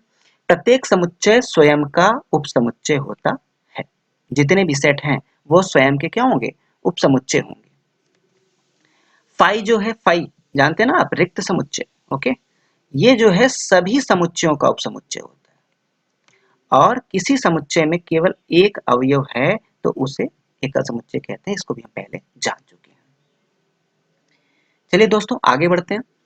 कुछ एग्जाम्पल हैं और इसमें हम देखते हैं कि ये साइन हमारा जो है सबसेट और इज नॉट सबसेट, इन दोनों को भरना है। कैसे समझते हैं, देखिए यहाँ पे कुछ सेट दिए हुए हैं। फाई हम जानते हैं कि सभी सेट का क्या होता है, सबसेट होता है। तो यहाँ पे कौन सा साइन यूज करेंगे, ये वाला साइन यहाँ यूज हो जाएगा। ओके, उसके बाद क्या कह रहा है, ए और बी में हम देखते हैं कि सबसेट है कि नहीं। ए में देखते हैं क्या है 1 एंड 3, और बी में देखते हैं क्या है 1 5 एंड 6। यहाँ पे 3 नहीं है, तो ए जो है बी का सबसेट नहीं हो सकता, इसलिए ये वाला साइन यहाँ पे लाके यूज कर देंगे। तीसरा देखते हैं ए सबसेट, सॉरी ए और सी में देखते हैं क्या ए सी का सबसेट है। तो ए और सी अगर हम देखें तो एक में क्या है 1 3, और सी में क्या है 1 3 5 7 9। 1 3 यहाँ भी है और यहाँ भी है, यहाँ भी 1 3 है और यहाँ भी है। इसका मतलब क्या हो गया कि ए इज सबसेट ऑफ सी, ये वाला साइन यहाँ यूज कर देंगे। और लास्ट देखते हैं बी और सी में, तो बी में क्या है 1 5 9, और सी में भी क्या है 1 5 9, सी में भी है, इसलिए यहाँ पे भी ये साइन यूज कर देंगे। तो कहने का मतलब सिर्फ इसमें जो है इज नॉट सबसेट ऑफ आया, बाकी सब में आ गया इज सबसेट ऑफ। ओके, ये हमने यहाँ पे सॉल्यूशन लिख दिया। ओके, चलिए आगे बढ़ते हैं, एक और एग्जांपल उठाते हैं। यहाँ पे ए और बी दो सेट दिए हुए हैं। ए में देखिए कितने एलिमेंट्स हैं, आप काउंट करके बताइए। 5 ना, नहीं 5 नहीं, 4 ही हैं। देखिए ये जो है आपका एक एलिमेंट हो गया, क्योंकि यह एक ब्रैकेट के अंदर आ गया ना, तो ये एक एलिमेंट हो गया। एक एलिमेंट, दो एलिमेंट, तीन एलिमेंट और चार एलिमेंट। बी में देखते हैं कितने एलिमेंट हैं, 1 2 3 और 4 और 5। ठीक है, अब हमको देखना है कि क्या ए बी का सबसेट है। तो ए बी का सबसेट होने के लिए ए के सारे एलिमेंट बी में होने चाहिए। बी में 3 है, बी में 4 भी है, बी में 5 भी है, लेकिन क्या यह एक ग्रुप के रूप में बी में है, नहीं है। यह एक ग्रुप के रूप में बी में नहीं है, इसीलिए हम कह सकते हैं कि B is not subset of A. Okay दोस्तों, चलिए आगे बढ़ते हैं, एक और एग्जांपल लेते हैं। इसमें एक सेट दिया हुआ है x is equal to x such that किसी समतल में एक समबाहु त्रिभुज है। ठीक है, और दूसरा जो हम लेते हैं b, उसमें क्या कह रहा है कि एक्स सच दैट x किसी समतल में एक त्रिभुज है। अब किसी समतल में b जो है सभी ढेर सारे त्रिभुज हैं, उसमें समबाहु विषमबाहु समद्विबाहु सारे हर तरह के समकोण, हर तरह के न्यून कोण त्रिभुज उसमें अवेलेबल हैं। अब आपको देखना है कि क्या ए बी का सबसेट है।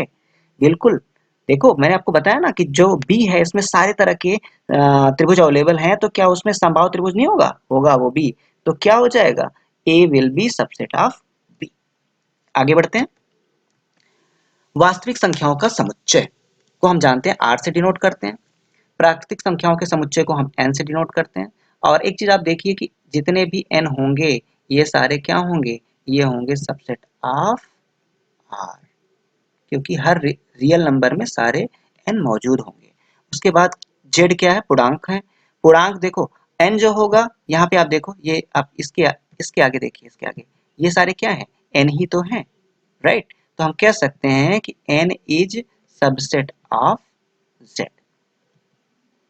ओके, एन जो है जेड का उपसमुच्चय है।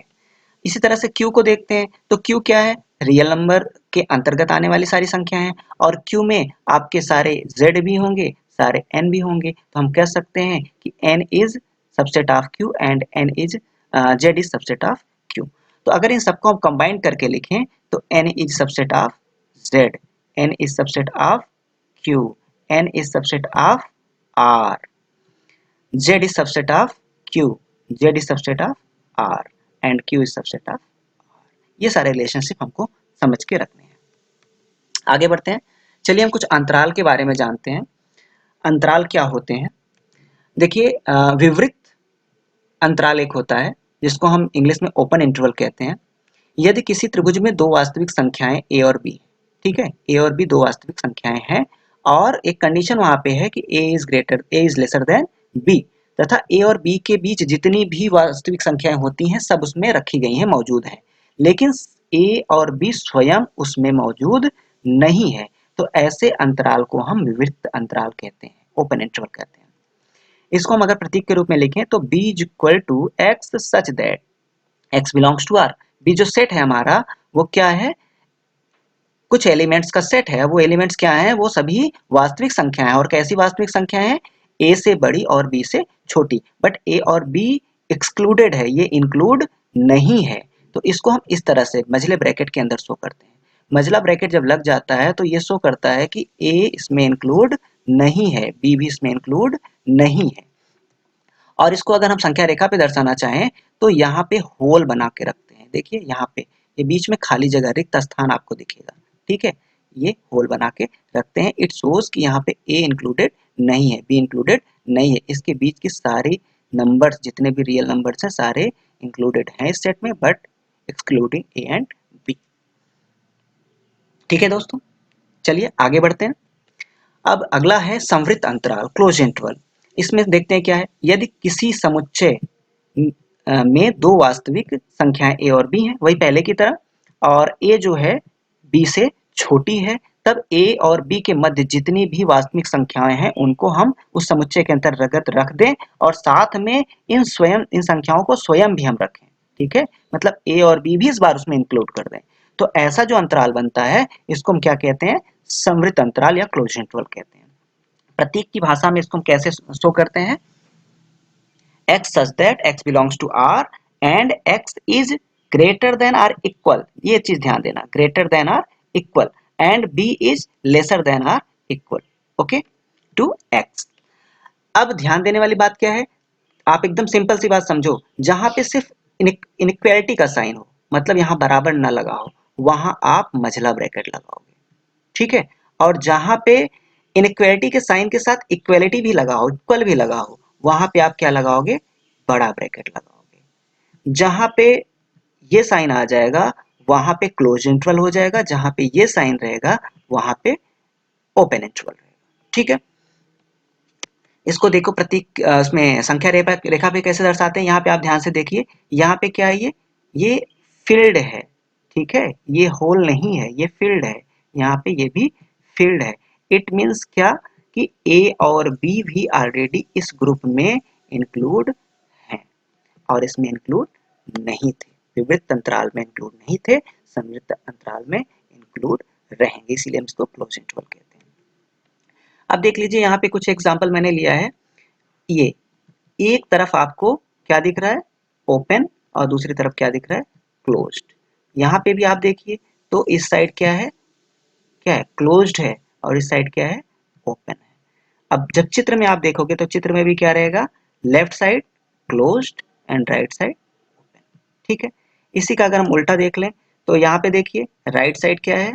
क्लोज्ड है, left side open, right side inequality है, sorry, left side and right side inequality के साथ इक्वालिटी का भी साइन है, इक्वल भी लगा हुआ है। और पिक्चर में भी आप देखोगे तो लेफ्ट साइड में होल है और राइट साइड में फील्ड है, ओके। चलिए अगला टर्म देखते हैं। अगला टर्म हमारा है पावर सेट, घात समुच्चय। घात समुच्चय क्या होता है जानते हैं? समुच्चय ए के उप समुच्चयों के संग्रह को ए का घात समुच्चय कहते हैं। देखिए दोस्तों, बहुत ही इंपॉर्टेंट टॉपिक है, बहुत ही अच्छा टॉपिक है, आसान चीज है। समुच्चय में सब जो भी आप अभी तक पढ़ते आए हो सब आपको आसान लगा होगा। इसमें क्या है दोस्तों कि ए में जितने भी एलिमेंट्स होंगे, वे सारे एलिमेंट्स को हम क्या करते हैं? एक छोटे छोटे छोटे छोटे सेट बना लेते हैं। जितने भी पॉसिबल सेट उससे बन सकते हैं, मतलब ए के जितने भी सबसेट बन सकते हैं पॉसिबल, फाइव को इंक्लूड करते हुए और स्वयं ए को भी लेते हुए, उन सभी को अगर हम एक कंबाइंड सेट के रूप में लिख दें तो वह हमारा ए का घात समुच्चय कहलाएगा। ऐसे अभी हम एग्जांपल लेंगे तो ज्यादा बेटर तरीके से समझ में आएगा। उससे पहले हम देख लेते हैं कि जो हमारा घात समुच्चय होता है उसको निरूपण कैसे हम कर सकते हैं। पी ऑफ ए, क्या लिखते हैं? पी ऑफ ए, इसको पढ़ते हैं पावर सेट ऑफ ए। और एक चीज और यहाँ पे लिखा हुआ है कि इसका प्रत्येक अवयव एक समुच्चय होता है, ये भी ध्यान देने वाली बात है। पावर सेट में जितने भी एलिमेंट होंगे, सारे एलिमेंट क्या होंगे? सेट होंगे, छोटे छोटे बड़े बड़े सब मिला के सेट होंगे, ठीक है। चलिए एक एग्जाम्पल लेते हैं। हमारा एक सेट है ए, ए में दो एलिमेंट आपको दिख रहे हैं, 1 एंड 2। अब देखिए इसके अगर हम सबसेट की बात करें तो एक इसका सबसेट ये हो जाएगा, दूसरा सबसेट क्या हो जाएगा? 1 हो जाएगा। ब्रैकेट मसले ब्रैकेट के अंदर रखेंगे because it's itself a set, okay. और नेक्स्ट क्या हो जाएगा? 2 हो जाएगा। और नेक्स्ट क्या हो जाएगा? 1 एंड 2 एक साथ, ठीक है।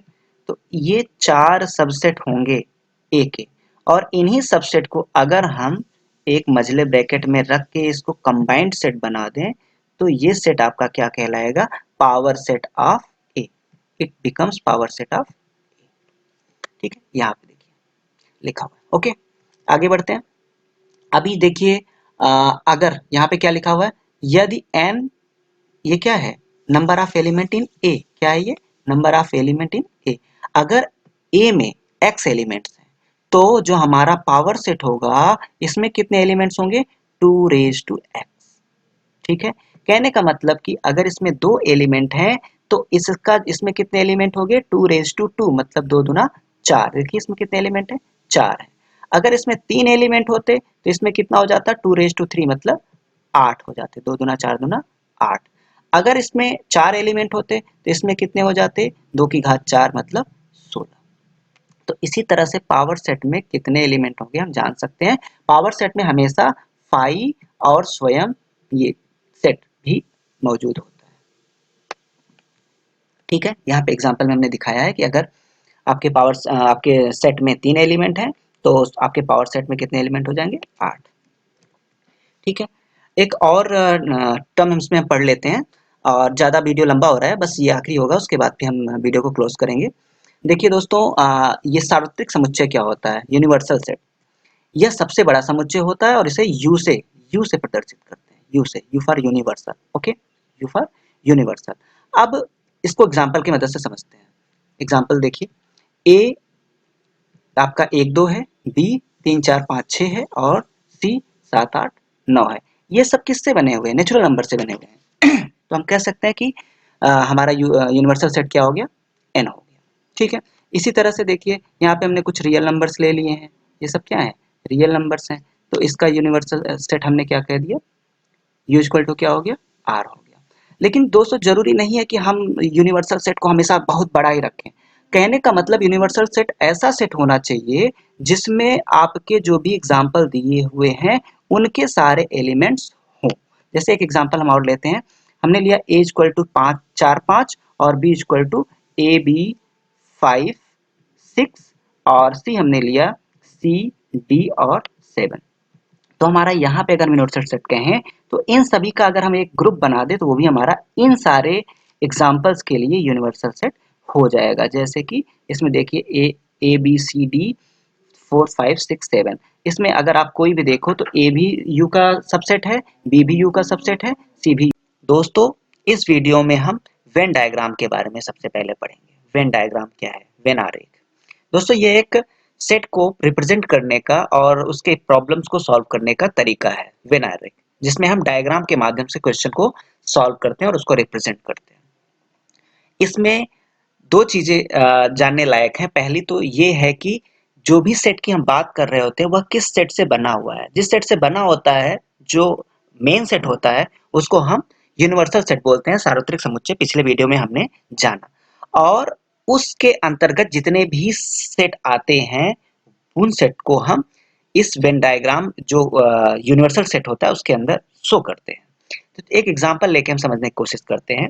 हमारा एक यूनिवर्सल सेट अर्थात सार्वत्रिक समुच्चय 1 से लेकर 9 तक की संख्याएं हैं, और इससे बना हुआ एक और सेट है ए।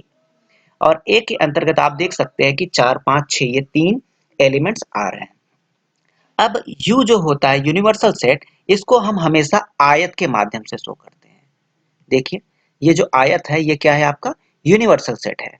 और जितने भी इसके अंदर आने वाले सेट होते हैं उनको हम वृत्त के माध्यम से शो करते हैं, जैसा कि इसमें ए को शो किया गया। आप देख सकते हैं 1 से लेके 9 तक के सारे एलिमेंट इस आयत के अंदर हैं, और जो हमारा ए है जिसके एलिमेंट 4 5 6 हैं वह एक वृत्त के अंदर शो किया गया है।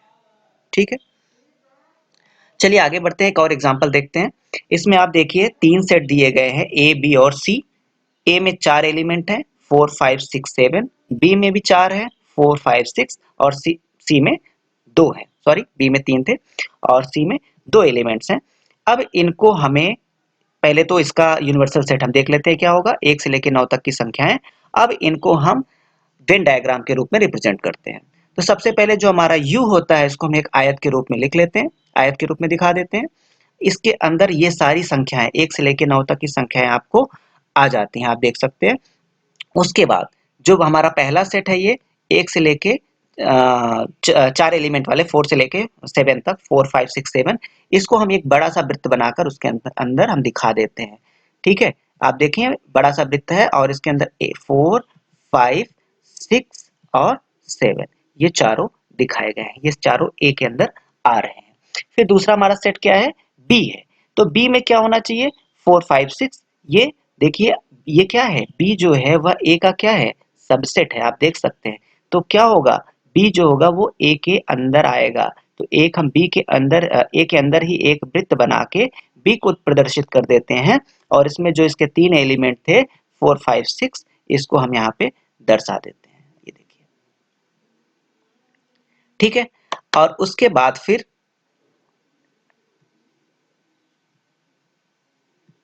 ये देखिए, ये आपका हो गया बी वाला पार्ट। ठीक है, और उसके बाद फिर हमारा तीसरा सेट जो है सी, आप देख सकते हैं कि सी जो है वह बी का सबसेट है।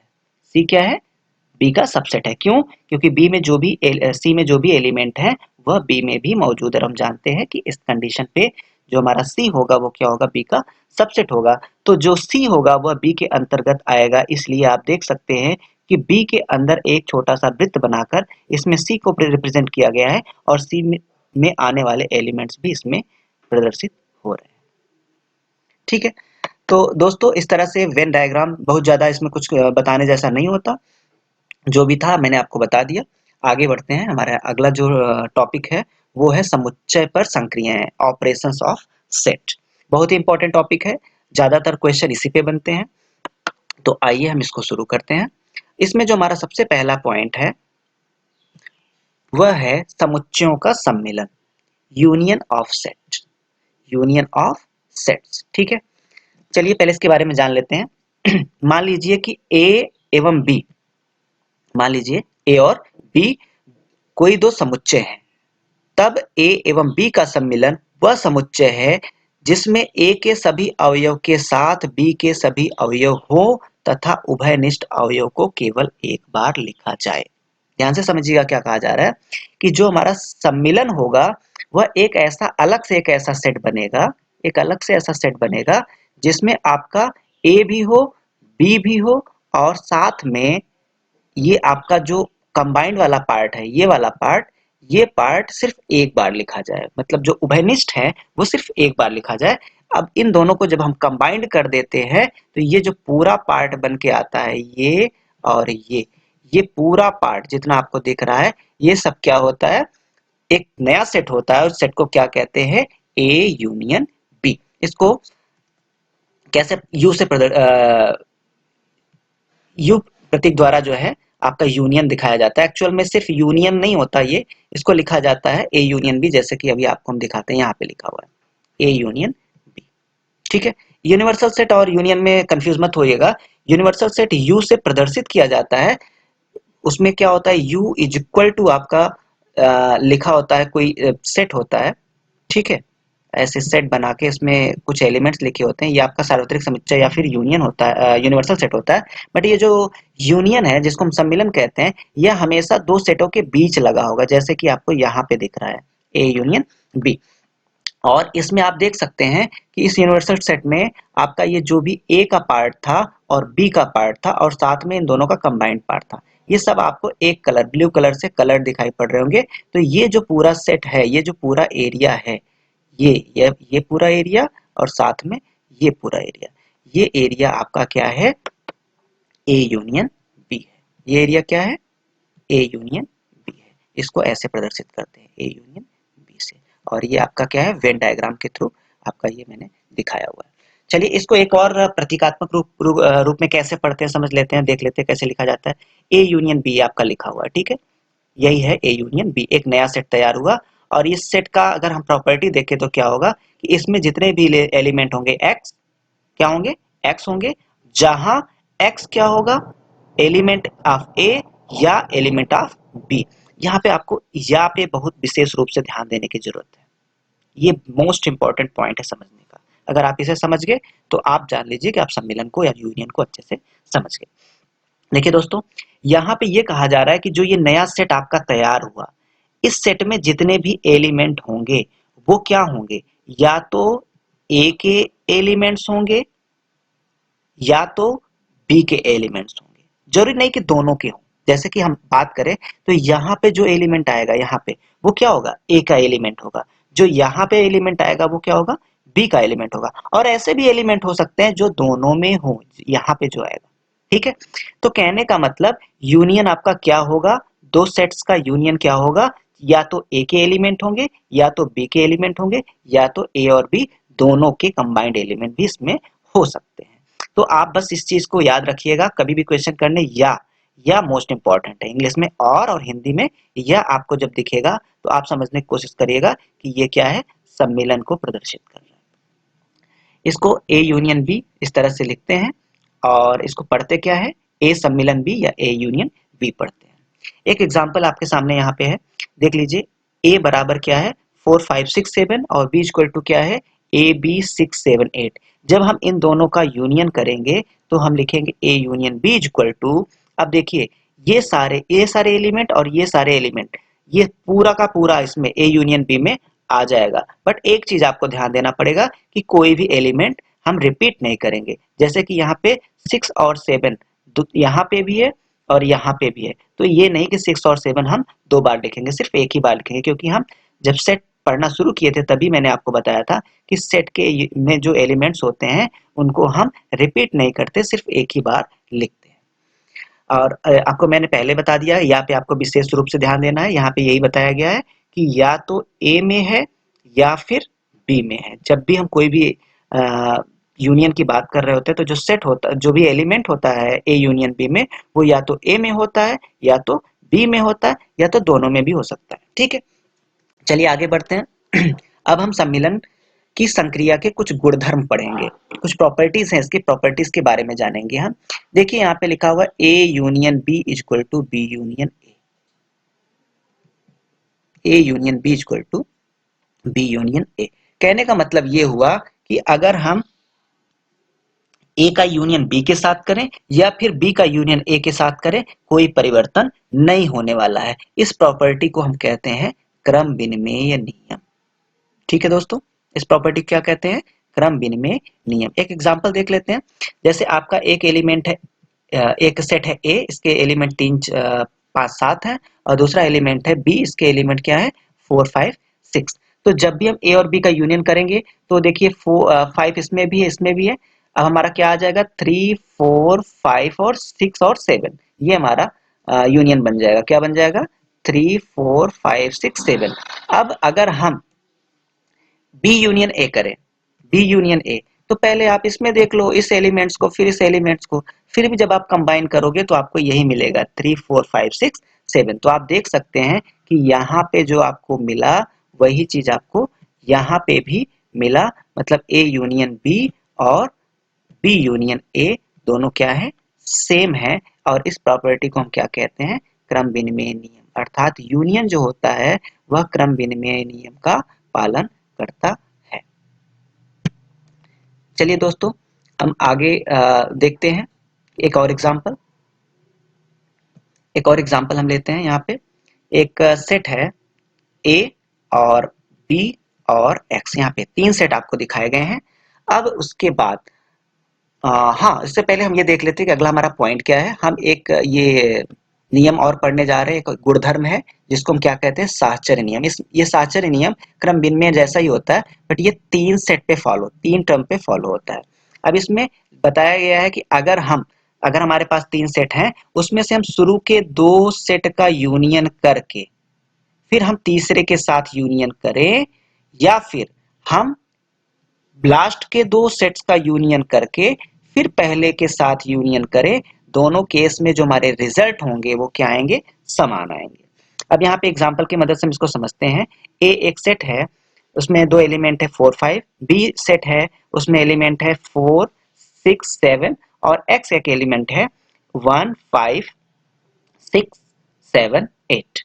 चलिए हम क्या करते हैं, पहले 2 का यूनियन कर लेते हैं, ए और बी का यूनियन कर लेते हैं। ए और बी में देखिए यहाँ पे 4 5 है और यहाँ पे 4 6 7 है, तो हमारा जो यूनियन हो जाएगा क्या हो जाएगा 4 5 6 7। तो ये हमारा हो गया यूनियन, क्या हो गया 4 5 6 7। ओके दोस्तों, अब हम क्या करते हैं, इसका जो है यूनियन कर देते हैं हमारे x के साथ।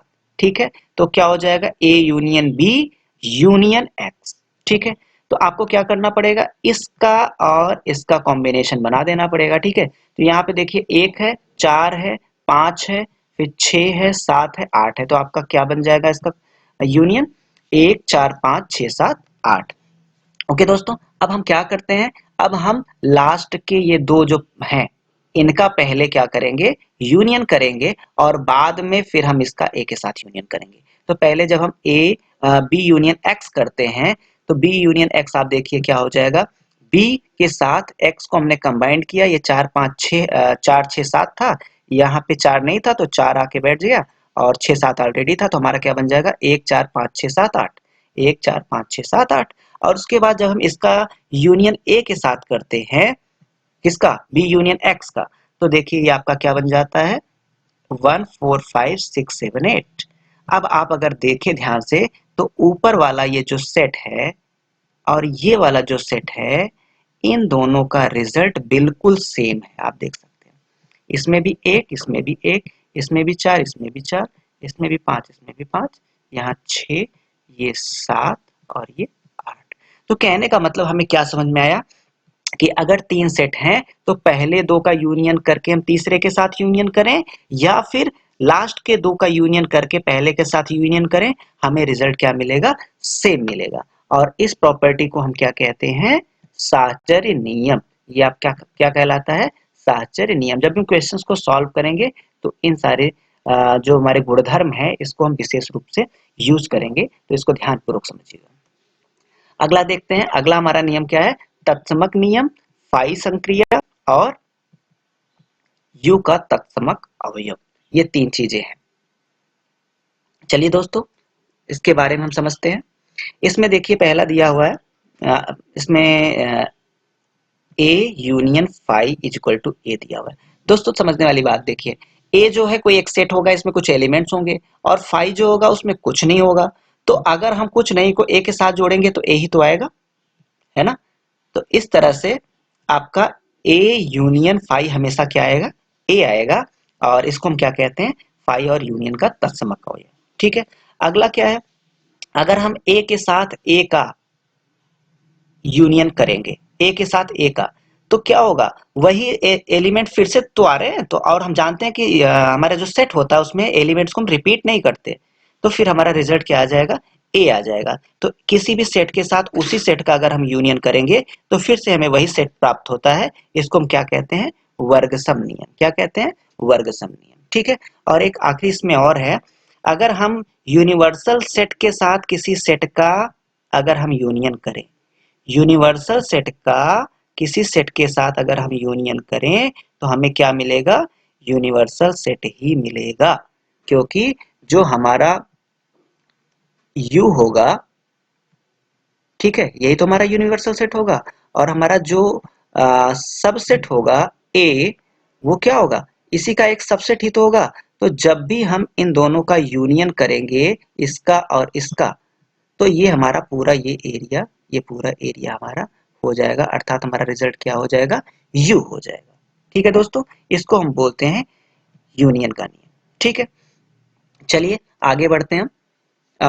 एक बार पीछे आके हम इसको क्लियर कर देते हैं, ताकि अगर किसी दोस्त को अगर इसका स्क्रीनशॉट लेना हो तो वो ले सके। ठीक है, बहुत ही इंपॉर्टेंट है, इन चीज़ों को आप ध्यानपूर्वक समझिएगा।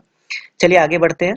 अगला हमारा जो टॉपिक है, ये एक दूसरा गुणधर्म है जिसको मैंने भी स्टार्टिंग में बताया था, इंटरसेक्शन ऑफ सेट। ठीक है, इंटरसेक्शन ऑफ सेट।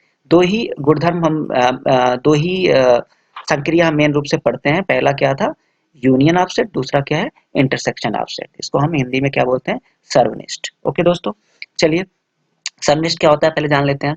मान लीजिए कि कोई आपको सेट दिया हुआ है ए और बी, ये कोई दो समुच्चय हैं, और तब ए और बी का जो सर्वनिष्ठ होगा वह समुच्चय है जो ए और बी दोनों में उभयनिष्ठ हो।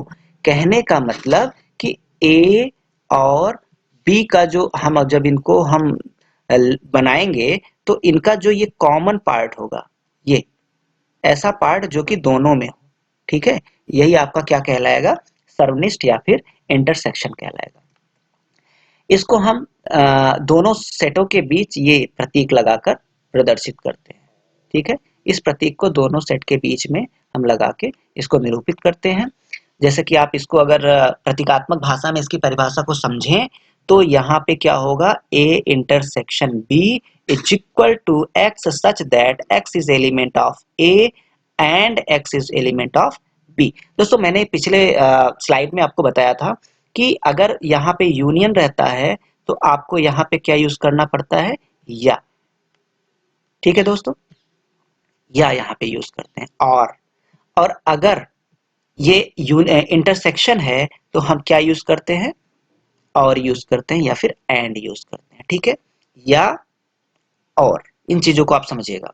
अब इसका मतलब क्या हो गया, वही चीज अभी जो अभी हमने ऊपर बात की कि जब भी हम किसी दो सेट का इंटरसेक्शन करेंगे तो जो भी एलिमेंट होंगे वह निश्चित रूप से ए में भी होगा और बी में भी होगा। मतलब ए के एलिमेंट और बी के एलिमेंट दोनों जो कंबाइंड होंगे, दोनों जो उभयनिष्ठ होंगे, कॉमन होंगे, वही आपका ए इंटरसेक्शन बी का एलिमेंट होगा।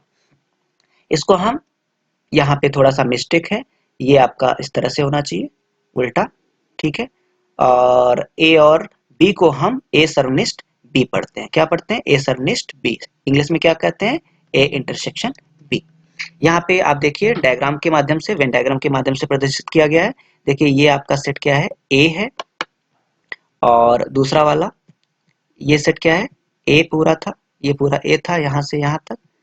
ठीक है, यहाँ से यहाँ तक पूरा ये ए था और ये आपका पूरा बी था।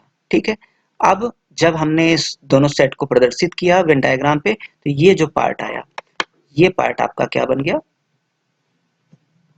ये पार्ट, ये चूंकि दोनों में है इसलिए आपका क्या हो गया, उभयनिष्ठ हो गया। और यही उभयनिष्ठ जो होगा इसी को हम क्या बोलेंगे, सर्वनिष्ठ। इसको ए इंटरसेक्शन बी पढ़ेंगे और ये वाला पार्ट। ठीक है दोस्तों, चलिए आगे बढ़ते हैं। एक एग्जाम्पल के माध्यम से इसको हम थोड़ा सा क्लियर कर लेते हैं। जैसे ए है, ए में आपके एलिमेंट्स हैं बी 4 5 6 7 और बी है, इसमें एलिमेंट्स हैं ए बी 6 7 8। तो आप देखिए इसमें आपको, एक मिनट थोड़ा मैं पॉइंटर का कलर चेंज कर दूं। चलिए देखिए इसमें आप देखिए क्या क्या कॉमन है, बी कॉमन है, बी यहाँ पे भी है, यहाँ पे भी है, और क्या कॉमन है, 6 यहाँ पे भी है, यहाँ पे भी है, और 7 भी यहाँ है और यहाँ है। तो ये तीन एलिमेंट ऐसे हैं जो ए में भी हैं और बी में भी हैं। तो A intersection B, A intersection B आपका क्या हो जाएगा, यहाँ पे भी थोड़ा सा मिस्टेक है, 6 भी यहाँ होना चाहिए दोस्तों। ओके, तो आपका ए इंटरसेक्शन बी क्या हो जाएगा, बी 6, 7। और यहाँ पे जो अभी मैंने ऊपर बताया, ध्यान देने वाली बात क्या होगी, ए और बी दोनों में होगा। जो भी एलिमेंट ए इंटरसेक्शन बी में होगा वह ए और बी दोनों में होगा। तो आप इस चीज को और या फिर और, इन दो टर्म्स को आप याद रखिएगा, किसके लिए, इंटरसेक्शन के लिए। जब भी इंटरसेक्शन की बात होगी तो और या फिर आर दिखेगा, और जब भी यूनियन की बात होगी तो या दिखेगा आपको। ठीक है दोस्तों, ये दोस्तों सर्वनिष्ठ की संक्रिया के कुछ गुणधर्म जानते हैं, सम प्रॉपर्टीज ऑफ इंटरसेक्शन। इसमें जैसे हमने पिछले स्लाइड में देखा कि हमारा जो यूनियन था क्रम विनिमय नियम का पालन कर रहा था, इसी तरह से हमारा जो इंटरसेक्शन है सर्वनिष्ठ, ये भी क्रम विनिमय नियम का पालन करता है। आप एग्जांपल देख लीजिए, ए और बी दो आपके सेट हैं, इसमें आप देख सकते हैं 4 और 5, ये दोनों क्या है, कॉमन है। तो ए और बी का अगर हम सर्वनिष्ठ की बात करें, ए और बी का सर्वनिष्ठ, तो आपको क्या मिल जाएगा, 4 और 5। और अगर हम कहें कि नहीं बी और ए का मुझे सर्वनिष्ठ बताओ, बी और ए का, तो यहाँ पे आप देखो आप क्या लिखोगे, 4, यहाँ पे भी 4 4 लिख दिया, और यहाँ पे भी 5, यहाँ पे भी 5 5 लिख दिया। तो बी इंटरसेक्शन ए क्या हो जाएगा, 4 5। तो हम देख सकते हैं कि आपका ये क्या है, आपस में देखिए बराबर है। ठीक है, चलिए आगे बढ़ते हैं। अगला हमारा जो इसकी प्रॉपर्टी है वो है साचर नियम। जैसे कि हमने यूनियन पढ़ा था सेम टू सेम वैसे ही इसमें भी क्या है कि अगर 3 सेट दिए हों और शुरू के 2 सेट का इंटरसेक्शन करके फिर तीसरे सेट का इंटरसेक्शन किया जाए तो वह बराबर होगा अगर हम दो लास्ट के 2 सेट का इंटरसेक्शन करके पहले सेट के साथ इंटरसेक्शन करें। ठीक है, पिछले स्लाइड में हमने जब यूनियन के बारे में पढ़ा था तो काफी डिटेल में पढ़ा था, उतना डिटेल हम नहीं जाएंगे, फटाफट एग्जांपल देख लेते हैं। यहाँ पे आपका ए हो गया, बी हो गया और ये एक्स हो गया। तो सबसे पहले हमने क्या किया, ए और बी का इंटरसेक्शन किया। ए और बी का इंटरसेक्शन किया। यहाँ पे देखिए जो जो कॉमन थे इसमें 4 5 6 7 था और यहाँ पे क्या है 4 5 6 7 यहाँ पे भी है। तो आपका इंटरसेक्शन क्या हो जाएगा 4 5 6 7।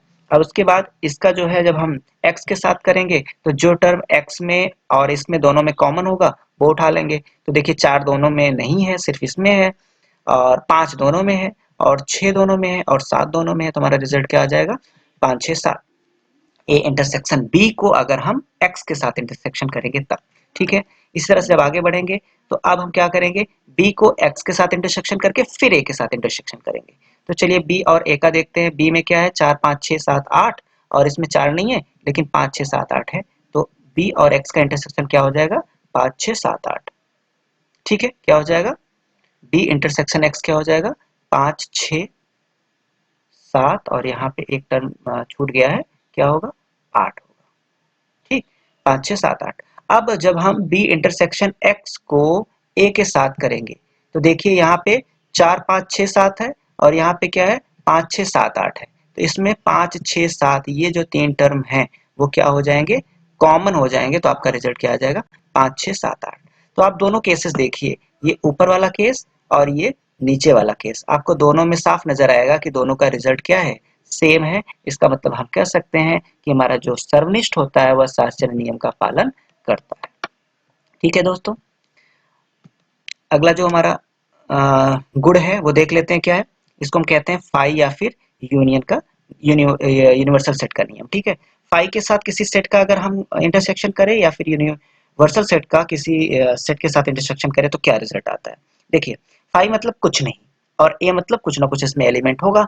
अगर हम दोनों का इंटरसेक्शन करें तो दोनों में कॉमन क्या होगा, भाई इसमें कुछ है ही नहीं तो कॉमन तो कुछ मिलना ही नहीं है ना, तो रिजल्ट क्या मिलेगा कुछ नहीं मिलेगा। इट मींस रिजल्ट क्या मिलेगा एम्प्टी सेट मिलेगा, फाई मिलेगा।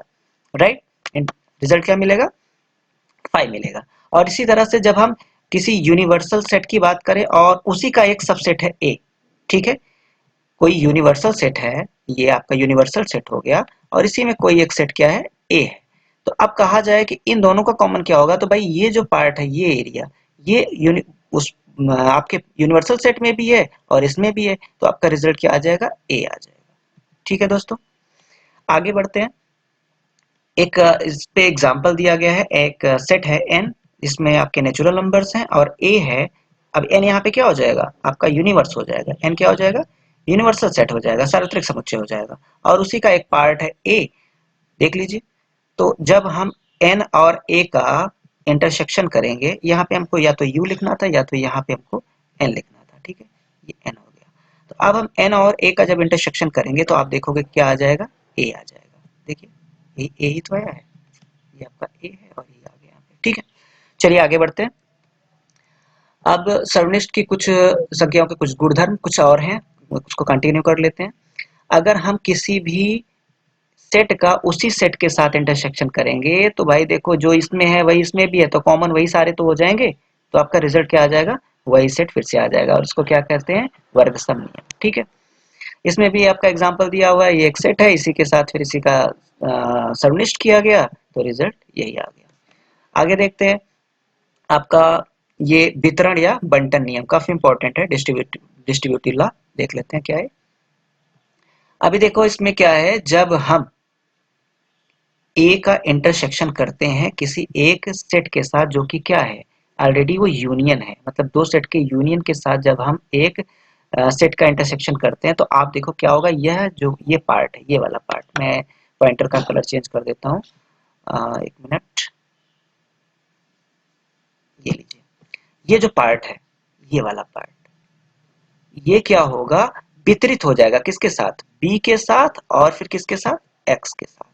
देखिए अब आपका आप क्या हो जाएगा A intersection B union A intersection x, यही देखो यहाँ लिखा हुआ है A intersection B union A intersection x. दोस्तों चलिए हम इसको एग्जांपल के माध्यम से समझते हैं, ज्यादा अच्छे तरीके से समझ में आएगा। एक आपका सेट है ए, इसमें आपको 4 5 6 7 हमने लिया है, और एक दूसरा सेट है बी, इसमें हमने लिया 4 5 6 7 के साथ एक एलिमेंट और ले लिया 8। और तीन हमारा एक और तीसरा जो सेट है वो एक्स है, इसमें हमने 3 5 6 7 8 ले लिया है। ठीक है, तो हमें क्या करना है, सबसे पहले हम क्या करते हैं, बी का एक्स के साथ यूनियन कर लेते हैं। बी का एक्स के साथ यूनियन कर लेंगे तो आप देखो 3 आ जाएगा, 4 आ जाएगा, 5 6 7 8, तो आपको क्या मिल जाएगा, बी यूनियन एक्स क्या मिल जाएगा, 3 4 5 6 7 8। और फिर हमें क्या करना है, इसका ए के साथ क्या करना है, इंटरसेक्शन। कहने का मतलब इसमें, और कलर चेंज कीजिए, हाँ देखिए, इसमें इसमें और इसमें जो भी कॉमन होगा वही क्या हो जाएगा, ये चीज हो जाएगा, A intersection B union x हो जाएगा। तो चलिए देखते हैं इसमें क्या है, 4 5 6 7, और इसमें क्या है, इसमें भी 4 5 6 7 है। तो आपका रिजल्ट क्या हो जाएगा, 4 5 6 7। ठीक है, इतना आपको समझ में आ गया। हमने क्या निकाला, A intersection B union x हमने निकाला, और हमें क्या मिल गया, 4 5 6 7 मिल गया। ठीक है दोस्तों, चलिए अब हमें क्या करना है, हम ये राइट साइड को निकालते हैं। राइट साइड के लिए क्या करना पड़ेगा, ए और बी का इंटरसेक्शन निकाल लेंगे, ए और एक्स का इंटरसेक्शन निकाल लेंगे, और फिर दोनों का क्या करेंगे, यूनियन करा देंगे। राइट, चलिए देखते हैं हमने क्या किया, ए और बी का इंटरसेक्शन निकाला। आप देख लीजिए ए में क्या है, 4 5 6 7, बी में क्या है, 4 5 6 7 8, तो ए इंटरसेक्शन बी क्या हो जाएगा, 4 5 6 7। ठीक है, और उसके बाद हमें ए का एक्स के साथ इंटरसेक्शन करना है, तो इसमें 4 5 6 7, यहाँ पे 4 तो नहीं है लेकिन 5 6 7 है, तो हमारा रिजल्ट क्या हो जाएगा, 5 6 7। अब हम क्या करेंगे, ए यूनियन एक्स का और ए यूनियन बी का क्या करेंगे, हम इंटरसेक्शन करा देंगे, सॉरी यूनियन करा देंगे। चलिए, तो यूनियन कैसे करेंगे, कंबाइन कर देते हैं दोनों को, 4 5 6 7 इसमें है, 5 6 7 इसमें, तो आपका रिजल्ट क्या आ जाएगा, 4 5 6 7। तो अब दोस्तों देखिए, यहाँ पे भी आपको 4 5 6 7 आया, यहाँ पे भी आपको 4 5 6 7 आया। कहने का मतलब कि आपका जो ये समुच्चय है, सर्वनिष्ठ है, वह वितरण नियम का पालन करता है, बंटन नियम का पालन करता है। It follows distributive law. ठीक है, चलिए दोस्तों, एक अगला हमारा जो टॉपिक है, वीडियो काफी लंबा हो रहा है, फटाफट हम इसको खत्म करते हैं, देखते हैं समुच्चयों का अंतर क्या होता है। समुच्चयों का अंतर समझते हैं। देखिए, अगर कोई समुच्चय ए और बी है और इसका अंतर की अगर बात की जाए, तो इसका अंतर उन समुच्चयों का समुच्चय होता है, उन अवयवों का समुच्चय होता है जो ए में तो है किंतु बी में नहीं है। कहने का मतलब कि अगर हम ए में एक कोई समुच्चय ए और बी के अंतर की बात करें, तो ए में जितने भी एलिमेंट्स होंगे, अगर उसमें से कुछ एलिमेंट्स बी में भी हैं, तो हम उन एलिमेंट्स को क्या करेंगे, घटा देंगे, हटा देंगे। और इसके बाद ये जो पार्ट बचेगा, ये वाला पार्ट, ये आपका क्या हो जाएगा, ए माइनस बी। इसको हम कैसे प्रतीकात्मक भाषा में कैसे लिखते हैं, ए माइनस बी में लिखते हैं। ठीक है, ऐसे लिखते हैं, इसको क्या पढ़ते हैं, ए डिफरेंस बी या ए अंतर बी पढ़ते हैं। ठीक है, अब यहाँ पे अगर हम चित्र के माध्यम से देखें, तो आपका देखिए, ये पूरा एक यूनिवर्सल सेट है, इसमें ये पार्ट ए है, ये वाला पार्ट ए है, और ये वाला पार्ट बी है। इन दोनों का ये क्या है, इंटरसेक्शन है। आप यहाँ पे देख सकते हैं ये क्या है, इंटरसेक्शन है। अब जब हम a माइनस बी की बात करेंगे, तो सिर्फ वही पार्ट की बात करेंगे जो आपका बी में ना हो, मतलब यहां से लेके ये पूरा पार्ट जो है, ये क्या है, a माइनस बी है। ठीक है दोस्तों, यहाँ पे कुछ एग्जांपल्स हम देख लेते हैं। एक आपका a है, एक सेट, ये आपके सामने है a सेट, ये है a सेट, और ये आपका b है। अब जब हम a माइनस बी की बात करें, मतलब a अंतर b की बात करें, तो हम क्या करेंगे, b के जो अवयव हैं, ये अवयव ये a से काट देंगे। कौन कौन सा अवयव कट जाएगा, 2 कट जाएगा, ये 2 कट जाएगा, और क्या कट जाएगा, 4 कट जाएगा, और क्या कट जाएगा, 6 कट जाएगा। 8 इसमें है नहीं तो काटने की जरूरत नहीं है, तो हमारा रिजल्ट क्या आ जाएगा, 1 3 5।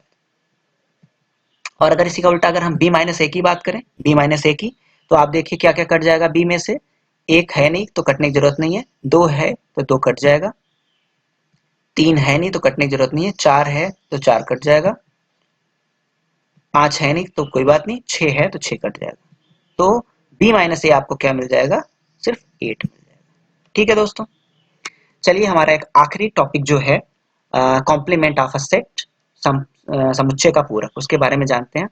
यदि ए एक सार्वत्रिक समुच्चय है, ठीक है, यदि u यूनिवर्सल सेट, u सार्वत्रिक समुच्चय को u से ही तो प्रदर्शित करते हैं, तो यदि u एक सार्वत्रिक समुच्चय है और a उसका एक उपसमुच्चय है, तो a का पूरक u के उन सभी अवयवों का समुच्चय होगा जो a के अवयव नहीं है। कहने का मतलब कि अगर आपका ये u है और उसमें ये a है, तो ये पार्ट को छोड़ के, इस पार्ट को छोड़ के बाकी ये जितना भी पार्ट है, ये पूरा जितना भी पार्ट, ये पूरा u का पार्ट, ठीक है दोस्तों, ये वाला a वाला पार्ट छोड़ के, कौन सा पार्ट छोड़ के, ये पार्ट छोड़ के, इतना छोड़ के बाकी जितना बचता है वो आपका क्या कहलाता है, a का पूरक। क्या कहलाता है, a का पूरक कहलाता है। समुच्चय a के पूरक समुच्चय को a डैश से प्रदर्शित करते हैं। ठीक है, किससे प्रदर्शित करते हैं, a डैश से। और a डैश जो होता है वह क्या होता है, u माइनस ए या फिर u अंतर a। कहने का मतलब यूनिवर्सल सेट से अगर हम किसी सेट को घटा दें तो हमें हमारा कॉम्प्लीमेंट मिल जाता है। ठीक है, कॉम्प्लीमेंट सेट मिल जाता है। तो complement of A equal to क्या हो जाएगा, universal set minus set A. अब यहाँ पे एक एग्जांपल है कि यूनिवर्सल सेट है, 1 से लेकर 10 तक के सभी अंक लिखे गए हैं, नेचुरल नंबर जो हैं, और हमारा जो ए है वह क्या है, 1 3 5 7 9। कहने का मतलब ये क्या है आपका, जो ऑड नंबर्स हैं। तो कह रहा है कि कॉम्प्लीमेंट ऑफ ए क्या होगा, तो हमेशा जो हमारा ऑड नंबर होता है उसका कॉम्प्लीमेंट क्या होता है, इवन नंबर्स। हम क्या किए, हमने कॉम्प्लीमेंट ऑफ ए लिखा, complement of A equal to U minus A. और हम जानते हैं कि जो जो भी एलिमेंट्स आपके ए में हैं, ठीक है दोस्तों, उन एलिमेंट्स को हम यू से काट देते हैं। कौन कौन सा, 1 कट गया, 3 कट गया, 5 कट गया, 7 कट गया और 9 कट गया। तो दोस्तों जो बचा यही आपका क्या हो गया, कॉम्प्लीमेंट ऑफ ए, मतलब ए का पूरक क्या, 2 4 6 7, 2 4 6 8 और 10। ठीक है दोस्तों, अब कुछ और इसके नियम आप जान लेते हैं। कॉम्प्लीमेंट के कुछ रूल्स हैं, बहुत इंपॉर्टेंट रूल्स हैं। जैसे अगर हम ए और ए डैश का यूनियन करें तो आपको क्या मिल जाएगा, यूनिवर्सल सेट मिल जाएगा। क्योंकि आप जैसे भी अब मैंने आपको पिक्चर के माध्यम से दिखाया था कि अगर हम क्या करें, ये हमारा ये हमारा ए है और बाकी का ये जो पूरा पार्ट है, बचा हुआ भाग, ये क्या है, ए डैश है। ठीक है दोस्तों, तो जब हम ए के साथ ए डैश को मिलाएंगे तो ये पूरा क्या हो जाएगा, पूरा एरिया कवर हो जाएगा। तो क्या मिल जाएगा हमें, यू मिल जाएगा। ठीक है, और इसी तरह से अगर ए का ए के साथ अगर हम इंटरसेक्शन करें तो आप देखिए ये वाला भाग और ये पूरा भाग में कुछ भी कॉमन नहीं है, तो इसका मतलब हमें क्या मिल जाएगा, रिक्त समुच्चय अर्थात फाई मिल जाएगा। इसको हम क्या कहते हैं, पूरक नियम कहते हैं। क्या कहते हैं, पूरक नियम। जब भी हम क्वेश्चंस में रूल्स को अप्लाई करेंगे तो वहां पे हम स्टेटमेंट में ये लिखेंगे कि किस नियम से ऐसा हो रहा है। अगला ये बहुत इंपॉर्टेंट है, डिमॉर्गन्स लॉ।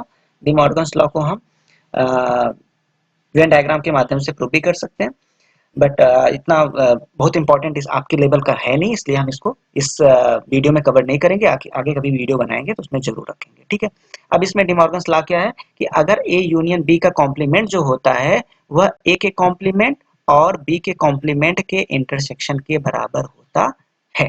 ठीक है दोस्तों, इसको ट्रिक के माध्यम से आप समझ लीजिए कि अगर अंदर यू है तो इन दोनों का कॉम्प्लीमेंट होके इंटरसेक्शन हो जाएगा, और अगर यहाँ इंटरसेक्शन है तो इन दोनों का कॉम्प्लीमेंट होके अंदर यहाँ पे यूनियन हो जाएगा। ठीक है, अगर इंटरसेक्शन है तो यूनियन हो जाएगा, यूनियन है तो इंटरसेक्शन हो जाएगा, और ये जो डैश लगे हुए हैं वो बाहर आके सेपरेटली दोनों पे लग जाएंगे। ये आपका डिमॉर्गन्स लॉ कहलाता है। क्वेश्चंस में हम इसको यूज करेंगे और इस स्टेटमेंट में इसको जरूर लिखेंगे। ठीक है, डिमॉर्गन्स लॉ। अगला है, अगर हम किसी किसी सेट के कॉम्प्लीमेंट का दोबारा से कॉम्प्लीमेंट कर देते हैं तो हमें फिर से वही सेट मिल जाता है। इसको हम क्या कहते हैं, द्विपूरक नियम। ठीक है दोस्तों, और हमारा जो आखिरी पॉइंट है वो क्या है कि अगर हम किसी फाई का कॉम्प्लीमेंट करें मतलब कुछ नहीं, तो उसका रिजल्ट क्या आ जाएगा, सब कुछ, अर्थात हमारा यूनिवर्सल सेट आ जाएगा। और अगर हम यूनिवर्सल सेट का कॉम्प्लीमेंट करें तो हमें क्या मिल जाएगा, कुछ नहीं, अर्थात एम्प्टी सेट। ठीक है, इसको हम क्या बोलते हैं, फाई और सार्वत्रिक समुच्चय के नियम। दोस्तों थैंक यू वेरी मच, आपने पूरा वीडियो देखा। तो इस तरह से हमने समुच्चय अर्थात सेट की पूरी यूनिट को कंप्लीट कर लिया है। जिन दोस्तों को वीडियो पसंद आया हो वीडियो को लाइक करें, वीडियो को अपने दोस्तों के साथ शेयर करें।